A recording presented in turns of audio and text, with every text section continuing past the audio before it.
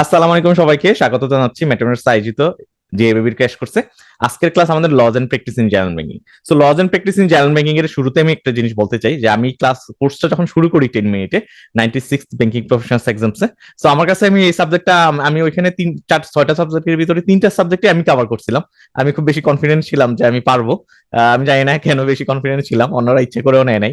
So আমরা 3জন mentor ছিলাম। So আমি 3টা সাবজেক্টের ভিতরে লজ এন্ড প্র্যাকটিস যখন আমি শুরু করি, মানে আমার আমার যে প্রিপারেশন শুরু করি ক্লাস নেওয়ার জন্য, পাওয়ার পয়েন্ট প্রেজেন্টেশন শুরু করি, আমার মানে মাথা ঝিমঝিম করতেছিল যে 25টা আমি গুনছি, বুঝছেন, একটা একটা করে 24 থেকে 25টা ল কভার করছে একটা সাবজেক্টে। হাউ ইজ ইট পসিবল, মানে একটা সাবজেক্টে আপনাকে 25টা ল শিখাচ্ছে। মানে এটা একটু বেশি হয়ে গেছে আর কি, যে এত এত বেশি ল শিখাচ্ছে আপনাকে একটা সাবজেক্টে। সো এই জিনিসটা খুব আমার জন্য খুব চ্যালেঞ্জিং মনে হয়েছিল আমি এজ এ মেন্টর হিসেবে। আর আপনাদের ইন্ডিয়া আপনার যেহেতু পরীক্ষায় বসতে হবে 25টা ল পড়ে, তো আপনার জন্য অবশ্যই চ্যালেঞ্জের একটা ইস্যু যে আপনি 25টা ল পড়বেন, প্রত্যেকটা লয়ের প্রত্যেকটা জিনিস আপনি জানবেন, জানার পরে পরীক্ষায় কোশ্চেন আসবে, আপনি লিখতে হবে।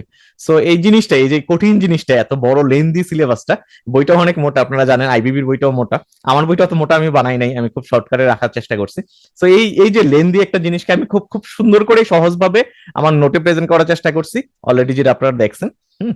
ইভেন এটা 2 বছর 2টা সেশন ধরেই চলে আসছে, এটা হলো থার্ড সেশন। সো আপনারা মানে আশা করতে পারেন যে এটা এটা একটা মানে ভালো একটা নোট, যে এখান থেকে সব ম্যাক্সিমাম জিনিস কমন পড়ে এবং খুব কনসাইজ। এবং আমি আরো সাকসেস হয়েছি যে 3টে ক্লাসের মাধ্যমে আমি পুরো সাবজেক্টে বুঝিয়ে দেওয়ার জন্য সাকসেস হয়েছি। সো এটা একটা রিয়েলি আমি খুব এক্সাইটেড আজকে যে আমি লজ এন্ড প্র্যাকটিস সাবজেক্টটা শুরু করতে যাচ্ছি। এবং খুব সুন্দরভাবে দেখবেন যে গ্রাজুয়ালি আমি 3টে ক্লাসের মাধ্যমেই পুরো লজ এন্ড প্র্যাকটিস সাবজেক্টটা, এত লেন্দি একটা কোর্স, এত লম্বা একটা বই, আমরা 3টা ক্লাসের মাধ্যমে শেষ করব। শুধু শেষ করবোই না, এবং খুব সুন্দরভাবে শেষ করবো, এবং এগুলো পরীক্ষায় আসবে। দেখবেন এই পড়াগুলোই পরীক্ষায় আসবে, এবং আপনিও পারবেন পরীক্ষাতে। ঠিক আছে। তো এই এই যে পুরো মেকানিজমের ভিতরের কথা যদি বলি যে কিভাবে সম্ভব হয়েছে 25টা ল এত সুন্দর করে শেষ করা, আমি যদি একবারে ভিতরের কথা বলি, আমি এই জিনিসটা কেন শেয়ার করতেছি আপনাদের মোটিভেশনের জন্য, আপনি যাতে কনসেন্ট্রেট করতে পারেন পড়াশোনার ভিতরে। হ্যাঁ। সো লস তো অনেক বড়, অনেক লম্বা, বাট একটা আইনের সবকিছু কিন্তু পরীক্ষায় আসে না। হুম। সো এটা বোঝা যায় কিভাবে? বিগত বছর কোশ্চেন গুলো আমরা অ্যানালাইসিস করে দেখছি, স্টাডি করে দেখছি যে এক দাঁচে কোশ্চেন হয়, যে দাঁচের যে এরিয়া থেকে কোশ্চেন করে আমরা ওই এরিয়া গুলো শুধু কভার করছি। হ্যাঁ, এটা একটা জিনিস। আরেকটা জিনিস হলো এখানে লয়েজের ভিতর তো অনেক মানে আশেপাশে অনেক কিছু থাকে, যে জিনিসগুলো আসলে সর্ট আউট করে ওই জিনিসগুলা থেকে কোশ্চেন বের করা খুব টাফ হয়। সো এটার ক্ষেত্রে তো হেল্প করে আইবিবির টেক্সট বই, কিন্তু আমাদের অনেক হেল্প করছে। ইভেন ম্যাটামেন্টর বলি বা যারা কোচিং সেন্টার গুলো আছে, যদি একটু একটু মানে যদি চাক্ষুষ হয় আর কি, আইবিবির যে টেক্সট বই এটা কিন্তু আমাদের অনেক হেল্প করছে। কোন সেন্সে হেল্প করছে? যে আমার আইবিবির বইয়ের চ্যাপ্টার ইন্টের কোশ্চেন গুলো আমাদের জন্য একটা স্ট্যান্ডার্ড, আইবিবি বইয়ে তারপর প্রিভিয়াস এর কোশ্চেন গুলো আমাদেরকে হেল্প করছে, প্রিভিয়াস এর কোশ্চেন গুলো আমাদের জন্য একটা স্ট্যান্ডার্ড, যে আমরা বলতে ওইগুলো কভার করাতে কি হয়েছে, বা ওই ওই কোশ্চেন গুলো প্যাটার্ন দেখার পরে আমরা বুঝে গেছি যে এই প্যাটার্নে কোশ্চেন হবে, এই জিনিসগুলো এই জিনিসগুলোই আসবে। একটা ল যদি আমার আমার 50 পেজ 60 পেজেরও হয়, আমার 60 পেজের পুরোটা পড়ার দরকার হয় না, কি পয়েন্ট কিছু কি এরিয়া আছে যে এরিয়া গুলো থেকে হিস্ট্রিগুলি দেখা গেছে কোশ্চেন হয়। এবং এবং এটা ভায়োলেট হয় না আসলে ম্যাক্সিমাম যে কোনো পরীক্ষার ক্ষেত্রেই হোক। আপনি দেখবেন আপনার ছেলে মেয়ে হোক বা আপনি আপনি যতগুলো পরীক্ষা দিয়ে আসছেন লাইফে, আপনার পরীক্ষার স্ট্রাকচারটা ভায়োলেট হয় না। হিস্ট্রিক্যালি যে মানে প্রিভিয়াস ইয়ার গুলোতে যে যে দাঁচের কোশ্চেন হয়, যে এরিয়া গুলোতে কোশ্চেন হয়, বেসিক্যালি আপনি আশাই করতে পারেন পরবর্তীতে ওই এরিয়া গুলো থেকে কোশ্চেন হবে। সো সো এই ছিল আমাদের মানে হিডেন সিক্রেট, যে আমরা ওই সিক্রেট ওই ওই মেথড ওই একটা মেকানিজম অ্যাপ্লাই করি কিন্তু আমরা সবগুলো বই লিখছি। তার ভিতরে লজ এন্ড প্র্যাকটিস বইটাও লিখছি, যেটা আসলে অনেক লেন্দি ছিল, যেটাকে শর্ট করে নিয়ে আসছি। সো আমরা চলুন আমরা ক্লাসটা শুরু করি, যেহেতু আজকে আমরা ক্লাসে অনেক কিছু শিখবো। আমি আরেকটা জিনিস বলে রাখি, আমরা কিন্তু ক্লাসে অনেক কিছু পড়াই। হ্যাঁ, অনেক কিছু পড়াই। এখন একটা কোশ্চেন জাগতে পারে আপনাদের, যে আমরা আমরা ক্লাসে যেহেতু এত কিছু পড়ি, এত লেন্দি জিনিসগুলো পড়ি, সো পরীক্ষায় কি আমি সবকিছু পড়ে গিয়ে পরীক্ষায় বসবো, নাকি সাজেশন পড়ে গিয়ে পরীক্ষায় বসবো? সো এখানে আমি একটা একটা সুন্দর একটা সলিউশন দিয়ে দিই। হ্যাঁ, একটা সুন্দর সলিউশন দিয়ে দিই। আপনি পরীক্ষার 15 থেকে 20 দিন আগে আপনি সবই পড়বেন, এখানে সাজেশনে যাওয়ার দরকার নেই। একটা একটা কথা আছে যে আপনি ধরেন কাজ শিখার আগে চুরি শিখা ঠিক না। সো আপনি একটা পরীক্ষায় বসবেন, একটা সিলেবাস কভার করতেছেন, সো আপনি শুরুতে যদি আপনি ফাঁকিবাজি করেন, সো এটা আমি মনে করি এটা ওয়াইজ ডিসিশন হবে না, হবে না। কারণ কি? কারণ আপনি সবাই জানেন পরীক্ষাতে প্রতিটা কোশ্চেনে 4টা কোশ্চেন থাকে। হ্যাঁ, আমার প্রতিটা 20 নাম্বারের কোশ্চেনে আপনার 4 4 20 5 20 100, আপনার 5টা কোশ্চেনে অ্যান্সার দেওয়া লাগবে। সো 5টা কোশ্চেন মানে 5টা না, প্রতিটা 5টা কোশ্চেনের ভিতরে আবার 4টা করে কোশ্চেন থাকে। সো আপনার 4 5 20টা কোশ্চেন থাকে টোটাল। সো আমি অন এন এভারেজ বলতে পারি যে পার কোশ্চেনের অ্যান্সার হলো 4 নাম্বার 5 নাম্বার করে আর কি, 5 20 100। সো সমস্যাটা হয়েছে ওই জায়গায়, আমার প্রতিটা কোশ্চেনে 4টা কোশ্চেন থাকে, তাই না? সো আমি 3টা কোশ্চেন পারলাম, একটা পারলাম না। আমি প্রতিটা কোশ্চেনে যদি 3টা কোশ্চেন পারি অথবা 2টা কোশ্চেন পারি, একটা কোশ্চেন না পারি, ওইটার জন্য কিন্তু আমার জন্য সমস্যা, কারণ আমার কিন্তু ফুল মার্ক আসবে না। 45 তোলা কিন্তু একটু টাফ। হ্যাঁ, আইবিপি একটু একটু রিজিট, নাম্বার দিতে চায় না। সো সো এই সেই ক্ষেত্রে এই যে আমার সবকিছু কমন ফেলানোর ক্ষেত্রে যদি আপনি পরীক্ষার 15-20 দিন আগে যদি আপনি সবই পড়েন, হ্যাঁ, পরীক্ষার 15-20 দিন আগে আপনি সবই পড়লেন, আর পরীক্ষার আগে আপনি সাজেশন দেখে গেলেন, যেটা আমরা অলরেডি বলছি যে আমরা সাজেশন দিব, এবং আপনি ধরেন আমার স্লাইড গুলো দেখে গেলেন, হুম, বা আপনি সাজেশন দেখতে পারেন, অথবা চ্যাপ্টার ওয়াইজ আমি ওয়েট দিব। হ্যাঁ, 5 স্টারের এই চ্যাপ্টার গুলো 5 স্টার, ওই চ্যাপ্টার গুলো 4 স্টার, ওই চ্যাপ্টার থেকে বেশি কোশ্চেন আসে, আপনি ওইভাবে সর্ট আউট করতে পারেন। আরেকটা টেকনিক হইতে পারে, আপনি দেখবেন যে কোশ্চেনটা হয় ওই চ্যাপ্টার থেকে পুরো কোশ্চেনটা আসে। সো আপনি যে চ্যাপ্টার গুলো পড়লেন ওইগুলো খুব ভালো করে পড়লেন। সো ওইটা তো আমরা দিব, বলছি চ্যাপ্টার ওয়াইজ ওয়েট দিব। সো আপনি 5 স্টার 4 স্টার চ্যাপ্টার গুলো পড়লেন, বাকি চ্যাপ্টার গুলো আপনি পরীক্ষার আগে রিভিশন না দিয়ে গেলেও আপনি পারবেন। সো ওইটা একটা টেকনিক, একটা সুন্দর টেকনিক, ওইটা একটা সলিউশন, যে আমি যে চ্যাপ্টার গুলো পড়বো ভালোভাবে পড়বো, হ্যাঁ, বাকি চ্যাপ্টার গুলো আমি একটু কম পড়বো। বাট এটা এখন না, আমি সাজেস্ট করবো এটা এখন না, ঠিক এই মুহূর্তে না, যেহেতু পরীক্ষার অনেক দিন বাকি। হুম। সো আপনি এটা এটা শেষের দিকে করেন, এটা শেষের দিকে করেন, এটা আমার সাজেশন, বাকিটা আপনার ইচ্ছা। তো আমরা পড়ায় ফিরে যাই। আমাদের আমাদের যে লাইভ ক্লাস করছে আজকে আমাদের 7th ক্লাস, আমরা দেখতে কিন্তু 7 নম্বর ক্লাসে চলে আসছি। সো আজকে ক্লাসে আমরা শিখবো laws and practice in general banking. এটা আমার এই সাবজেক্টের ফার্স্ট ক্লাস। সো আমি খুবই এক্সাইটেড যে আমরা এই ক্লাসটা খুব মানে খুব খুব লেন্দি একটা সাবজেক্ট, আমরা খুব শর্ট ভাবে শেষ করবো। আমরা 3টে ক্লাসের মাধ্যমে পুরো সাবজেক্টটা শেষ করবো। আমি সো চলুন শুরু করা যাক আজকের ক্লাসে। একটা মূল আলোচনায় আমাদের মডিউল এ financial institution related law. So financial institution related লতে আমরা অলরেডি বলছি যে আমরা ফাইন্যান্সিয়াল ইনস্টিটিউশন রিলেটেড লতে বাংলাদেশ ব্যাংক অর্ডার নিয়ে কথা বলবো। এবার প্রথম কোশ্চেন হলো আমার main function of Bangladesh bank. আমরা সবাই জানি ব্যাংকের যে রেগুলেটর, আমাদের সেন্ট্রাল ব্যাংক হলো আমাদের রেগুলেটর, মেইন রেগুলেটর। তার বাইরেও আমাদের সিকিউরিটি এক্সচেঞ্জ কমিশন আছে, কোম্পানি আরজেসি আছে, আমার ল এনফোর্সমেন্ট এজেন্সি আছে, অনেকগুলো বডি আছে, বাট মেইন আমার রেগুলেটর হলো বাংলাদেশ ব্যাংক।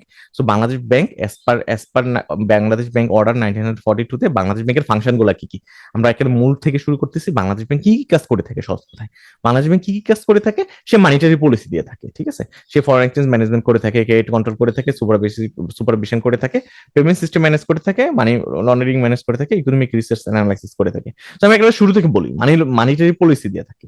সো মানিটারি পলিসিটা কি? আমরা সবাই জানি মানিটারি পলিসির নামটা সবাই জানি। সো মানিটারি পলিসি হলো, মূল কথা হলো মানিটারি পলিসি হলো ফর্মুলেটেড বাই বাংলাদেশ ব্যাংক। এটা প্রত্যেকটা দেশের সেন্ট্রাল ব্যাংক এটা ফর্মুলেট করে থাকে। এটা ফর্মুলেট করার মূল উদ্দেশ্য কি? যে আমার কোনো একটা দেশে আমার মানি সাপ্লাইকে মনিটর করা, ঠিক আছে। মানিটারি পলিসির মূল এইম হলো মানে আমার মানি সাপ্লাইকে মনিটর করা, যেটা বাংলাদেশ ব্যাংক দিয়ে থাকে। সো মানি সাপ্লাইকে কেন আমি মনিটর করে থাকি? আমার আমার ইনফ্লেশনকে কন্ট্রোল করার জন্য, সাথে সাথে আমাকে এমপ্লয়মেন্ট জেনারেট করার জন্য। তো ইনফ্লেশন কন্ট্রোল এবং এমপ্লয়মেন্ট জেনারেট করার জন্য কিন্তু আমরা মানিটারি পলিসিটা দিয়ে থাকি। সো এটা বাংলাদেশ ব্যাংকের কাজ, একটু জানলেই হবে আপাতত। ইন ডিটেলে আমরা পরবর্তীতে আলোচনা করব। ফরেন 2 নম্বর কাজ করে থাকে ফরেন এক্সচেঞ্জ ম্যানেজমেন্ট করে থাকে। সো ফরেন এক্সচেঞ্জ ম্যানেজমেন্টটা হলো আমরা জানি যে এক্সপোর্ট, প্রত্যেকটা দেশে এক্সপোর্ট ইম্পোর্ট ব্যবসার সাথে জড়িত, এবং আমার এক্সপোর্ট ইম্পোর্ট ব্যবসার সাথে জড়িত। তারপর আমার আমার আমার আমার আমার কারেন্সি স্টেবল রাখা, আমার রিজার্ভ ঠিক রাখা, হ্যাঁ, সবকিছু কারেন্সি ভ্যালু ঠিক রাখা, এগুলো রাখার কাজ কিন্তু বাংলাদেশ ব্যাংক করে থাকে, ঠিক আছে। তারপর 3 নম্বর হলো ক্রেডিট কন্ট্রোল করে থাকে। আপনি দেখেন বাংলাদেশ ব্যাংক কিন্তু আপনার এগ্রিতে 5% ইন্টারেস্ট, মানে আপনার লোন পোর্টফোলিও 5% এগ্রিতে দেওয়াই লাগবে। এটার মানে কি? এই যে বাংলাদেশ ব্যাংক সার্কুলার দিচ্ছে, এটা মানে ক্রেডিট কন্ট্রোল করা, যে কোন সেক্টরে ক্রেডিট বেশি দেওয়া হবে এটা কন্ট্রোল করে থাকে বাংলাদেশ ব্যাংক। এটার জন্য সে বিভিন্ন মেকানিজম অ্যাপ্লাই করে এবং বিভিন্ন সার্কুলার প্রদান করে থাকে। তারপরে 4 নম্বর হলো সুপারভিশন অফ ব্যাংক। আমার বাংলাদেশ এটা তো মেইন কাজ, হ্যাঁ, আমার ব্যাংক গুলাকে সুপারভাইজ করা আমার আমার হলো মেইন কাজ। আমার কি করি? পেমেন্ট সিস্টেম ম্যানেজমেন্ট করে থাকি। আমি এটা অবশ্যই বলা লাগবে, পেমেন্ট সিস্টেমের মূল কথা কি? যে আমরা যত এই যে প্রত্যেকটা বাংলাদেশের প্রত্যেকটা কোম্পানি অথবা আমরা যে পার্সন হিসেবে যে আমরা লোনের ইনস্টলমেন্ট দিচ্ছি, তারপর আমরা আমার আমার বন্ধুকে আমি টাকা দিচ্ছি, হ্যাঁ, আমার যে আমার হোম লোনের ইনস্টলমেন্ট দিচ্ছি, যত ধরনের ট্রানজাকশন গুলো হচ্ছে সব কিন্তু ব্যাংকের থ্রুতে হচ্ছে, এবং আমরা এটা আমার ব্যাংকের থ্রুতে হচ্ছে। বাট যে মেইন কাজটা করে থাকে পেমেন্ট সিস্টেমের, হ্যাঁ, ক্লিয়ারিং হাউসের, এটা কিন্তু বাংলাদেশ ব্যাংক করে থাকে। 6 নম্বর হলো মানি লন্ডারিং প্রিভেনশন করে থাকে। বাংলাদেশ ব্যাংক মানি লন্ডারিং নিয়েও কাজ করে থাকে। বিএফআইইউ আমরা সবাই জানি, হ্যাঁ, ওই ডিপার্টমেন্টটা বাংলাদেশ স্পেশালি মানি লন্ডারিং এর জন্য কাজ করে থাকে। 7 নম্বর হলো ইকোনমিক রিসার্চ অ্যানালাইসিস করে থাকে। শুধু শুধু যে ব্যাংকিং ব্যবসা করে তাই না, ব্যাংকগুলোকে মনিটর করে তাই না, পুরা ইকোনমির যে আমার পুরা ইকোনমিকে ডেভেলপ করার জন্য, হ্যাঁ, জিডিপি বেশি করার জন্য, ইকোনমিকে ডেভেলপ করার জন্য কিন্তু সেই রিসার্চ করে থাকে এবং পাবলিকেশন দেয়। আপনি দেখবেন যে আমি জানি না আপনারা বাংলাদেশ ব্যাংকের ওয়েবসাইটে ঢুকেন কেমন, এখানে যারা ক্লাস করতেছেন, বাট এটা আমি এখন অবশ্যই একটু কম ঢোকা হয়, বাট বাংলাদেশ ব্যাংকের ওয়েবসাইটে কিন্তু প্রচুর জিনিস আছে। এজ এ আমরা অ্যানালিস্ট যারা, আমাদের জন্য কিন্তু অনেক অনেক ডেটা আমরা বাংলাদেশ ব্যাংকের ওয়েবসাইটে পাই। বাংলাদেশ ব্যাংকের ওয়েবসাইট কিন্তু রিচ একটা ওয়েবসাইট, ওইখানে কিন্তু প্রচুর ডেটা দেওয়া আছে। আপনি ওইখানে যদি স্প্রেড জানতে চাবেন যে আপনার ব্যাংকগুলোর স্প্রেড কত, ডিপোজিট এবং আমার লেন্ডিং এর স্প্রেড কত, ওইটা ওইখানে আছে। আমার এনপিএল এর রেট আছে পুরো ইন্ডাস্ট্রি। আপনি পুরো দেশের একটা পিকচার পাওয়ার জন্য, একটা বাংলাদেশের পিকচার পাওয়ার জন্য আপনি যা যা ইনফরমেশন দরকার সব কিন্তু বাংলাদেশ ব্যাংকের ওয়েবসাইটে আছে। সো এটা এই এই এই কাজটা কেন করে, রিসার্চ এন্ড অ্যানালাইসিস এর মাধ্যমে সেই ডেটাগুলো পাবলিশ করে, শুধু পাবলিশই করে না, সে গভর্নমেন্টকে সাজেস্ট করে, দেশের উন্নয়নে কাজ করে থাকে।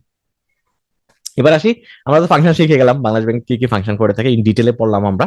এবার আসি যে আসলে বোর্ড, বাংলাদেশ ব্যাংকের তো একটা একটা এটা তো একটা এটা তো একটা মানে সাহিত্য, কি বলা হয় যে সেন্ট্রাল ব্যাংক, তাই না, বাংলাদেশের সেন্ট্রাল ব্যাংক এবং গভর্নমেন্টের একটা বডি। সো এটা অপারেট করার জন্য, বাংলাদেশ ব্যাংকে রান করার জন্য একটা বোর্ড আছে, ঠিক আছে। সো এটা আমরা শিখবো যে composition of board of director, Bangladesh bank বোর্ডে কারা কারা বসে। সো প্রথম কথা হলো, সবার উপরে থাকে গভর্নর, বাংলাদেশ ব্যাংকে একজন গভর্নর থাকে। সো গভর্নর আমরা সবাই জানি, গভর্নর নিয়োগ দেওয়া হয়, একটা সময় ছিল টিচার থেকে নিয়ে আসা হয়তো, ঢাকা ইউনিভার্সিটি কোনো ইকোনমিক্স ডিপার্টমেন্ট অথবা ফাইন্যান্স ডিপার্টমেন্টের টিচার থেকে নিয়োগ করা হয়তো, এখন হয়তো আপনার ফাইন্যান্স মিনিস্ট্রি থেকে নিয়োগ দেওয়া হয়। এটা আমরা আমলা বলতে পারি, যে আমার এক্স এক্স গভর্নমেন্ট এমপ্লয়ীদেরকে নিয়োগ দেওয়া হয়। সো গভর্নর থাকে সবার উপরে, ঠিক আছে। এটা গভর্নর নর্মালি প্রমোটেড হয় না, যে বাংলাদেশ ব্যাংকে চাকরি করছিল তারপরে আস্তে আস্তে প্রমোশন পেতে পেতে গভর্নর হয়েছে, ওইটা জিনিসটা না। সো নর্মালি আমরা দেখে আসছি হিস্ট্রিক্যালি যে গভর্নর থাকে সবার উপরে, যেটা বাইরে থেকে নিয়োগ দেওয়া হয়। দুই নম্বর হলো deputy governor, to be nominated by the bank. এটা আবার বাংলাদেশ ব্যাংকের ভিতর থেকে দেওয়া হয়। রিসেন্টলি আমার ডেপুটি গভর্নর হয়েছে খুরশিদ আলম। সো এটা বাংলাদেশ ব্যাংকের ভিতর থেকে নমিনেট করা হয়। চারজন ডিরেক্টর থাকে, এটাও গভর্নমেন্ট নমিনেট করে থাকে, ঠিক আছে। বিভিন্ন ডিভিশন থেকে নিয়ে আসে, চারজন ডিরেক্টর থাকে, এটুকু মনে রাখেন। এবং 3 government official to be nominated by the government, এবং 3জন গভর্নমেন্ট অফিসার। 4জন এবং 3জন, এই 7জন ডিরেক্টর থাকে, ঠিক আছে। আমার 4জন এবং 3জন, 7জন ডিরেক্টর থাকে। আমার একজন গভর্নর থাকে, একজন ডেপুটি গভর্নর থাকে। তো এই মিলে আমার পরিচালনা পর্ষদরা গঠন হয় বাংলাদেশ ব্যাংকে, ঠিক আছে। ম্যান্ডেট কি, যারা পরিচালনা পর্ষদে থাকবে ওদের কাজটা কি, হ্যাঁ, সহজ কথায়। তো আমরা যে বাংলাদেশ ব্যাংকের কাজগুলো পড়ছি না, আমরা এই যে বাংলাদেশ ব্যাংকের কাজ করছি না আমরা, যে আমার মনিটারি পলিসি দিবে, ফরেন এক্সচেঞ্জ ম্যানেজমেন্ট করবে, ক্রেডিট কন্ট্রোল করবে, তো এই কাজগুলো কে করবে, গভর্নিং বডি করবে। সো এইভাবে মনে রাখেন, আপনি ডিটেইলে না লেখলেও হবে। সো আপনি যদি এটা মনে রাখেন যে বাংলাদেশ ব্যাংকের যে ফাংশন, এই ফাংশনগুলো কে করে থাকে, পরিচালনা পর্ষদ তো করে থাকে। সো এটা হলো মূল কথা, যে আমার ম্যান্ডেট অফ দ্য ডিরেক্টরদের ম্যান্ডেট কি, এই বাংলাদেশ ব্যাংকের ফাংশনগুলো যেগুলো, এইগুলোই কিন্তু ডিরেক্টররা করে থাকে। সো এটা হলো আমরা সহজে টেকনিক্যালি শিখে ফেলছি, একটা কোশ্চেন আর একটা কোশ্চেন শিখে ফেলছি। এখন আমরা অন্য একটা আলোচনায় চলে যাচ্ছি, আমরা বাংলাদেশ ব্যাংকের পড়া শেষ, এখন আমরা চলে যাচ্ছি যে আমার ব্যাংকিং কোম্পানি অ্যাক্ট 1991 অনুযায়ী কোনো একটা ব্যাংকের আমার আমার ডিরেক্টর শূন্যতা কখন দেখা দেয়, ঠিক আছে। কোনো একটা কমার্শিয়াল ব্যাংকের ডিরেক্টর শূন্যতা কখন দেখা দিবে, কখন ডিরেক্টর শূন্য হয়ে যাবে পজিশনটা, ঠিক আছে। এটা অনেকগুলো ওয়েতে হইতে পারে। এই কোশ্চেনটা কিন্তু 96-এ আসছিল, সেই কারণে আমি আজকে প্রেজেন্টেশন নিয়ে আসছি। এটা কিন্তু পরবর্তী পরীক্ষা আসতে পারে। আমরা সব কম্পিটিটিভ পরীক্ষা কিন্তু আমার রিপিটেশন হয়। সো আমার একটা ব্যাংকের আমার ডিরেক্টর পোস্ট কিভাবে ভ্যাকেন্সি দেখা দিতে পারে, শর্টেজ দেখা দিতে পারে, এটা অনেকভাবে হইতে পারে। প্রথমে রেজিগনেশন, কেউ যদি রেজিগনেশন দেয়, হ্যাঁ, তখন এটা ভ্যাকেন্সি হবে। ডিসকোয়ালিফিকেশন যদি হয়, ডিসকোয়ালিফিকেশন কিভাবে হইতে পারে, অনেক কারণে হইতে পারে। আমার আনসাউন্ড মাইন্ডের কারণে হতে পারে, ইনসলভেন্সির কারণে হতে পারে। যদি বাংলাদেশে ইনসলভেন্সি একটা কিন্তু নাই, বাংলাদেশে আমার ব্যাংকরাপ্ট কিন্তু হয় না মানুষ, কিন্তু এই কারণে হতে পারে, ঠিক আছে। অন্য কোনো ক্রিমিনাল ইস্যুতে কিন্তু আমার কি হতে পারে, আমার ওই পরিচালনা পর্ষদটা পদটা খালি হইতে পারে। 3 নাম্বার হলো প্রলংড অ্যাবসেন্স, আমার যদি কোনো পরিচালক যদি লং টাইম কোনো বোর্ড মিটিং এ অ্যাটেন্ড না করে, তাহলে সে তার পোস্ট খালি হতে পারে। 4 নাম্বার হলো রিমুভাল, আমার শেয়ার হোল্ডার রেজুলেশন করে যদি তাকে রিমুভাল দেওয়া হয়, তাকে যদি অপারেশন করা হয়, ডেথ, কেউ যদি মারা যায়। তারপর 6 নাম্বার হলো ব্যাংকরাপ্ট ইনসলভেন্সি, কোনো কেউ যদি ইনসলভেন্ট হয়, এটা আমরা অবশ্য আগেও পড়ে আসছি। লিগ্যাল ইনক্যাপাসিটি, সেই লিগ্যালি যদি ইনক্যাপাবিলিটি হয়, তার পোস্ট ধরে রাখতে, শেয়ার হোল্ডার সেশন, এবং স্ট্যাটিউটরি রিজন। তো অন্য কোনো গভর্নমেন্টের আইন দ্বারা যদি তাকে অপসারণ করা হয়, এই 8-9টা কারণে কিন্তু কোনো ডিরেক্টর পোস্ট ভ্যাকেন্সি হতে পারে প্রাইভেট কমার্শিয়াল ব্যাংকে। সো এই ছিল আমার পড়া। তারপর আমরা চলে যাচ্ছি সেন্ট্রাল ব্যাংক, ব্যাংকার্স ব্যাংক, আর সেন্ট্রাল ব্যাংক দা গভর্নর ব্যাংক, গভর্নমেন্টের ব্যাংক। সো এটা এটা পড়াটা খুবই সহজ, আমরা অনেকবার পড়ে আসছি এটা। সেন্ট্রাল ব্যাংকে আমরা কি কেন ব্যাংকার্স ব্যাংক বলে থাকি, আবার সেন্ট্রাল ব্যাংকে কেন আমি গভর্নমেন্টের ব্যাংক বলে থাকি। সো এটা আমরা খুব দ্রুত যাবো, এটা যেহেতু পড়াটা সহজ। সেন্ট্রাল ব্যাংকে আমরা ব্যাংকার্স ব্যাংক কেন বলি, lender of the last resort. কোনো ব্যাংক যদি কোথাও যদি দাঁড় না পায়, তাহলে বাংলাদেশ ব্যাংকের কাছে যায়, বাংলাদেশ ব্যাংক থেকে দাঁড় নিতে পারে। এটা কিন্তু উদাহরণ আমরা রিসেন্টলি দেখছি, যে আমার ইসলামী ব্যাংক বাংলাদেশ লিমিটেড, তারপর আমার আমার অনেকগুলা রিসেন্টলি, আমি নাম নিয়ে বলতেছি না, অনেকগুলা ব্যাংক কিন্তু লিকুইডিটি ক্রাইসিসে পড়ছে। সো লিকুইডিটি ক্রাইসিসে পড়ার পর যেহেতু কোনো ব্যাংক তাকে দাঁড় দিচ্ছে না, তখন কিন্তু বাংলাদেশ ব্যাংকের দ্বারস্থ হয়েছে লোনের জন্য। তো বাংলাদেশ ব্যাংক কিন্তু লোন দিচ্ছে, তাদেরকে বাঁচায় রাখছে, টিল নাও বাঁচায় রাখছে, আমি জানি না কতদিন বাঁচায় রাখবে। এখন মার্জার ইস্যু, মার্জার এবং একুইজিশন ইস্যু আসছে। তো মার্জার দিয়ে আসলে মার্জারের যে কি সলিউশন, এটা আমি নিজেও জানি না। একটা ব্যাংক একটা খারাপ ব্যাংকে মার্জ করার পরে, আপনি একটা খারাপ ব্যাংকে মার্জ করার পরে কি পাবে, আমি এটা জানি না। তো ব্যাংকে, একটা খারাপ ব্যাংকে আমি যদি একটু ডিটেল বলি, হ্যাঁ, একটা খারাপ ব্যাংকে আরেকটা ভালো ব্যাংক যদি নিয়ে নেয়, অথবা একটা খারাপ ব্যাংক আরেকটা খারাপ ব্যাংক যদি নিয়ে নেয়, তো একটা খারাপ ব্যাংকে কি থাকে আমার বলেন তো? একটা খারাপ ব্যাংকে থাকে আমার লোন পোর্টফোলিও থাকে, আর কতগুলো ইনভেস্টমেন্ট থাকে। তো ইনভেস্টমেন্ট তো ব্যাড ইনভেস্টমেন্ট, এগুলো রিকভার হয় না, সব এনপিএল হয়ে গেছে। তো থাকে কি বেসিক্যালি, লোন পোর্টফোলিও থাকে, তাই না? তো লোন পোর্টফোলিও, সরি ডিপোজিটরের ডিপোজিট থাকে আর কি, লোন তো রিকভার হয় না। সো তার ব্যাকএন্ডে কি থাকে, কতগুলো ডিপোজিট থাকে। তো ডিপোজিটর তো টাকা চাবে, মাফ চাবে না, মাফ করবে না। তো ডিপোজিটর টাকা চাবে, তো একটা ব্যাংকে যদি আরেক ব্যাংক নিয়ে নেয়, তাহলে তো সে বার্ডেন পাইলো, তাই না? কতগুলো ডিপোজিটরের ক্লেম পাইলো, আমার ডিপোজিটররা দরজায় এসে বসে থাকবে, "ভাই, আমার টাকা দাও"। এর বাইরে আর তো আমি অ্যাসেট গুলো তো এনপিএল, আর ফিজিক্যাল যে অ্যাসেট, যে ওইগুলোর ভ্যালু তো অত বেশি না। বিল্ডিং, সব ব্যাংকের তো আসলে বিল্ডিং ল্যান্ড এর পরিমাণ বেশি না। যেগুলো পুরানো ব্যাংক ছিল, গভর্নমেন্টের ব্যাংক অথবা পুরানো ব্যাংক, ওদের কিন্তু প্রচুর বিল্ডিং আছে, ল্যান্ড আছে। বাট নতুন ব্যাংকগুলোর কিন্তু এগুলোও নাই। আছে কি আর এমপ্লয়ি। সো এমপ্লয়ি তো রিসোর্স অ্যাসেট অবশ্যই, বাট আমি মার্জ হওয়ার পরে তো আমার ডাবল হয়ে গেল এমপ্লয়ি। সো ওই ডাবল এমপ্লয়ি দিয়ে কি করবে আমি জানি না। ঠিক আছে, তো এখানে একটা একটা সুযোগ আছে শুধু, আমি ব্রাঞ্চের পরিমাণ কমাই দিলাম, এমপ্লয়ি ছাঁটাই করে ফেললাম, অপারেটিং কস্ট কমে নিয়ে আসলাম, আমি এনপিএল রিকভার করার চেষ্টা করলাম। তো এইটা একটা সুযোগ। তো আমি এটাও অ্যাপ্লাই করে কি এত সহজ, এমপ্লয়ি ছাঁটাই করা, ব্রাঞ্চের পরিমাণ কমায় আনা? এটা তো খুব সহজ জিনিস না, এত সহজ না। হ্যাঁ, আর এনপিএল রিকভারি যদি করতেই পারতাম, তো আগেই তো করতে পারতাম। সো আই ডোন্ট নো, আমি এটা এগেনস্টে বলতেছি না, বাট এটা সলিউশন আসলে কিভাবে হবে, আমরা হয়তো নেক্সট প্র্যাকটিক্যাল লাইফে দেখবো। তো এই ছিল ল্যান্ডার অফ লাস্ট রিসোর্টের কথা, যে সেন্ট্রাল ব্যাংক আমার ব্যাংকারের ব্যাংক হিসেবে কাজ করে। কোনো একটা ব্যাংক যদি বিপদে পড়ে, লিকুইডিটি ক্রাইসিসে পড়ে, মানুষের টাকা পে করতে না পারে, বাংলাদেশ ব্যাংকের কাছে যায়, বাংলাদেশ ব্যাংক থেকে লোন নেয়। তো লোন তো আর এমনি এমনি দেয় না, ওইটার এগেনস্ট হয়তো আমার ট্রেজারি বিল বন্ড হয়তো লিকুইড করে ফেলে, অথবা অন্য কোনো অ্যাসেট রেখে তারপর লোন নেয়। এমনি এমনি কিন্তু বাংলাদেশ ব্যাংক কখনোই লোন দিবে না। ঠিক আছে, দুই নম্বর হলো ক্লিয়ারিং এন্ড সেটেলমেন্ট। আমার ক্লিয়ারিং সেটেলমেন্ট কাজটা করে থাকে, কারণ আমি একজন কাস্টমার, হ্যাঁ, আমি একজন ব্যবসায়ী। আমার সেটেলমেন্ট, আমি আমি আমি কি করতেছি, ক্লিয়ারিং চেক ধরাচ্ছে আমার ব্যাংকে, ধরাচ্ছে আমার কমার্শিয়াল ব্যাংক, ধরাচ্ছে এক্সিম ব্যাংকে ধরাচ্ছি। বাট এক্সিম ব্যাংক কোথায় যাচ্ছে, বাংলাদেশ ব্যাংকের থ্রুতে কিন্তু, সেটেলমেন্টের থ্রুতে কিন্তু এই ট্রানজাকশনটা সেটেল করে দিচ্ছে। সো এটা কিন্তু মানে ব্যাংকারের হয়ে কাজ করতেছে বাংলাদেশ ব্যাংক। 3 নম্বর হলো রিজার্ভ রিকোয়ারমেন্ট। আমার সেন্ট্রাল ব্যাংক গুলো কিন্তু প্রত্যেকটা ব্যাংকের রিজার্ভ রিকোয়ারমেন্ট বলে দিচ্ছে। সো রিজার্ভ রিকোয়ারমেন্ট কত, আমার সিআরআর হলো আমার 4%, এসএলআর হলো ইসলামী ব্যাংকের ক্ষেত্রে 5.5, আর নর্মাল ব্যাংকের ক্ষেত্রে 13। সো আমার সিআরআর এসএলআর যে মেনটেন করতেছে কমার্শিয়াল ব্যাংকের, এটা কিন্তু ব্যাংকারের ব্যাংক হিসেবে কাজ করতেছে। সিআরআর এসএলআর আমরা কি করি, সিআরআর এসএলআর বাংলাদেশ ব্যাংকের কাছে রাখি। সো বাংলাদেশ ব্যাংক তো রাখে, তাই না? না করে না যে তুমি আমার কাছে সিআরআর রাখো না, ক্যাশ ফর্মে আমার কাছে কোনো টাকা রাখো না, এটা বলে না। সো ব্যাংকগুলো এই কাজটা করে থাকে। 4 নম্বর হলো regulation and supervision, continuously regulation সুপারভিশনের ভিতরে রাখে। 5 নম্বর হলো মানিটারি পলিসি ইমপ্লিমেন্টেশন। আমরা সবাই জানি মানিটারি পলিসি গুলো আমার বাংলাদেশ ব্যাংক দিয়ে থাকে। মাইনের পলিসি কার মাধ্যমে ইমপ্লিমেন্ট করে, কমার্শিয়াল ব্যাংকগুলোর মাধ্যমে কিন্তু ইমপ্লিমেন্ট করে থাকে। ঠিক আছে, তো এই ছিল আমার আমার আমার ব্যাংকারের ব্যাংক হিসেবে কাজ করে। এবার আসছি সেন্ট্রাল ব্যাংক, গভর্নমেন্টের কিভাবে কাজ করে থাকে, গভর্নমেন্টের ডেপোজিটরি হিসেবে কাজ করে থাকে, বা গভর্নমেন্ট যত ট্যাক্স পাচ্ছে, হ্যাঁ, আপনি আমি আমরা যে ট্যাক্স ফাইল জমা দিই বছর শেষে। ভাইয়া, জি, ভাইয়া একটু আসতে। আচ্ছা ঠিক আছে। তো যেটা বলতেছিলাম যে আমরা সেন্ট্রাল ব্যাংক কিন্তু ব্যাংকারের ব্যাংক হিসেবে কাজ করে থাকে। এটা আমরা শিখলাম একটু আগে। আর সেন্ট্রাল ব্যাংক এখন শিখবো হলো আমার গভর্নমেন্টের হয়ে কি কাজ করে থাকে। ঠিক আছে, central bank as A banker of government. So আমরা একটু একটু ফার্স্ট কোশ্চেনটা হলো আমার সেন্ট্রাল ব্যাংক গভর্নমেন্টের কি কি কাজ করে থাকে সহজ কথায়।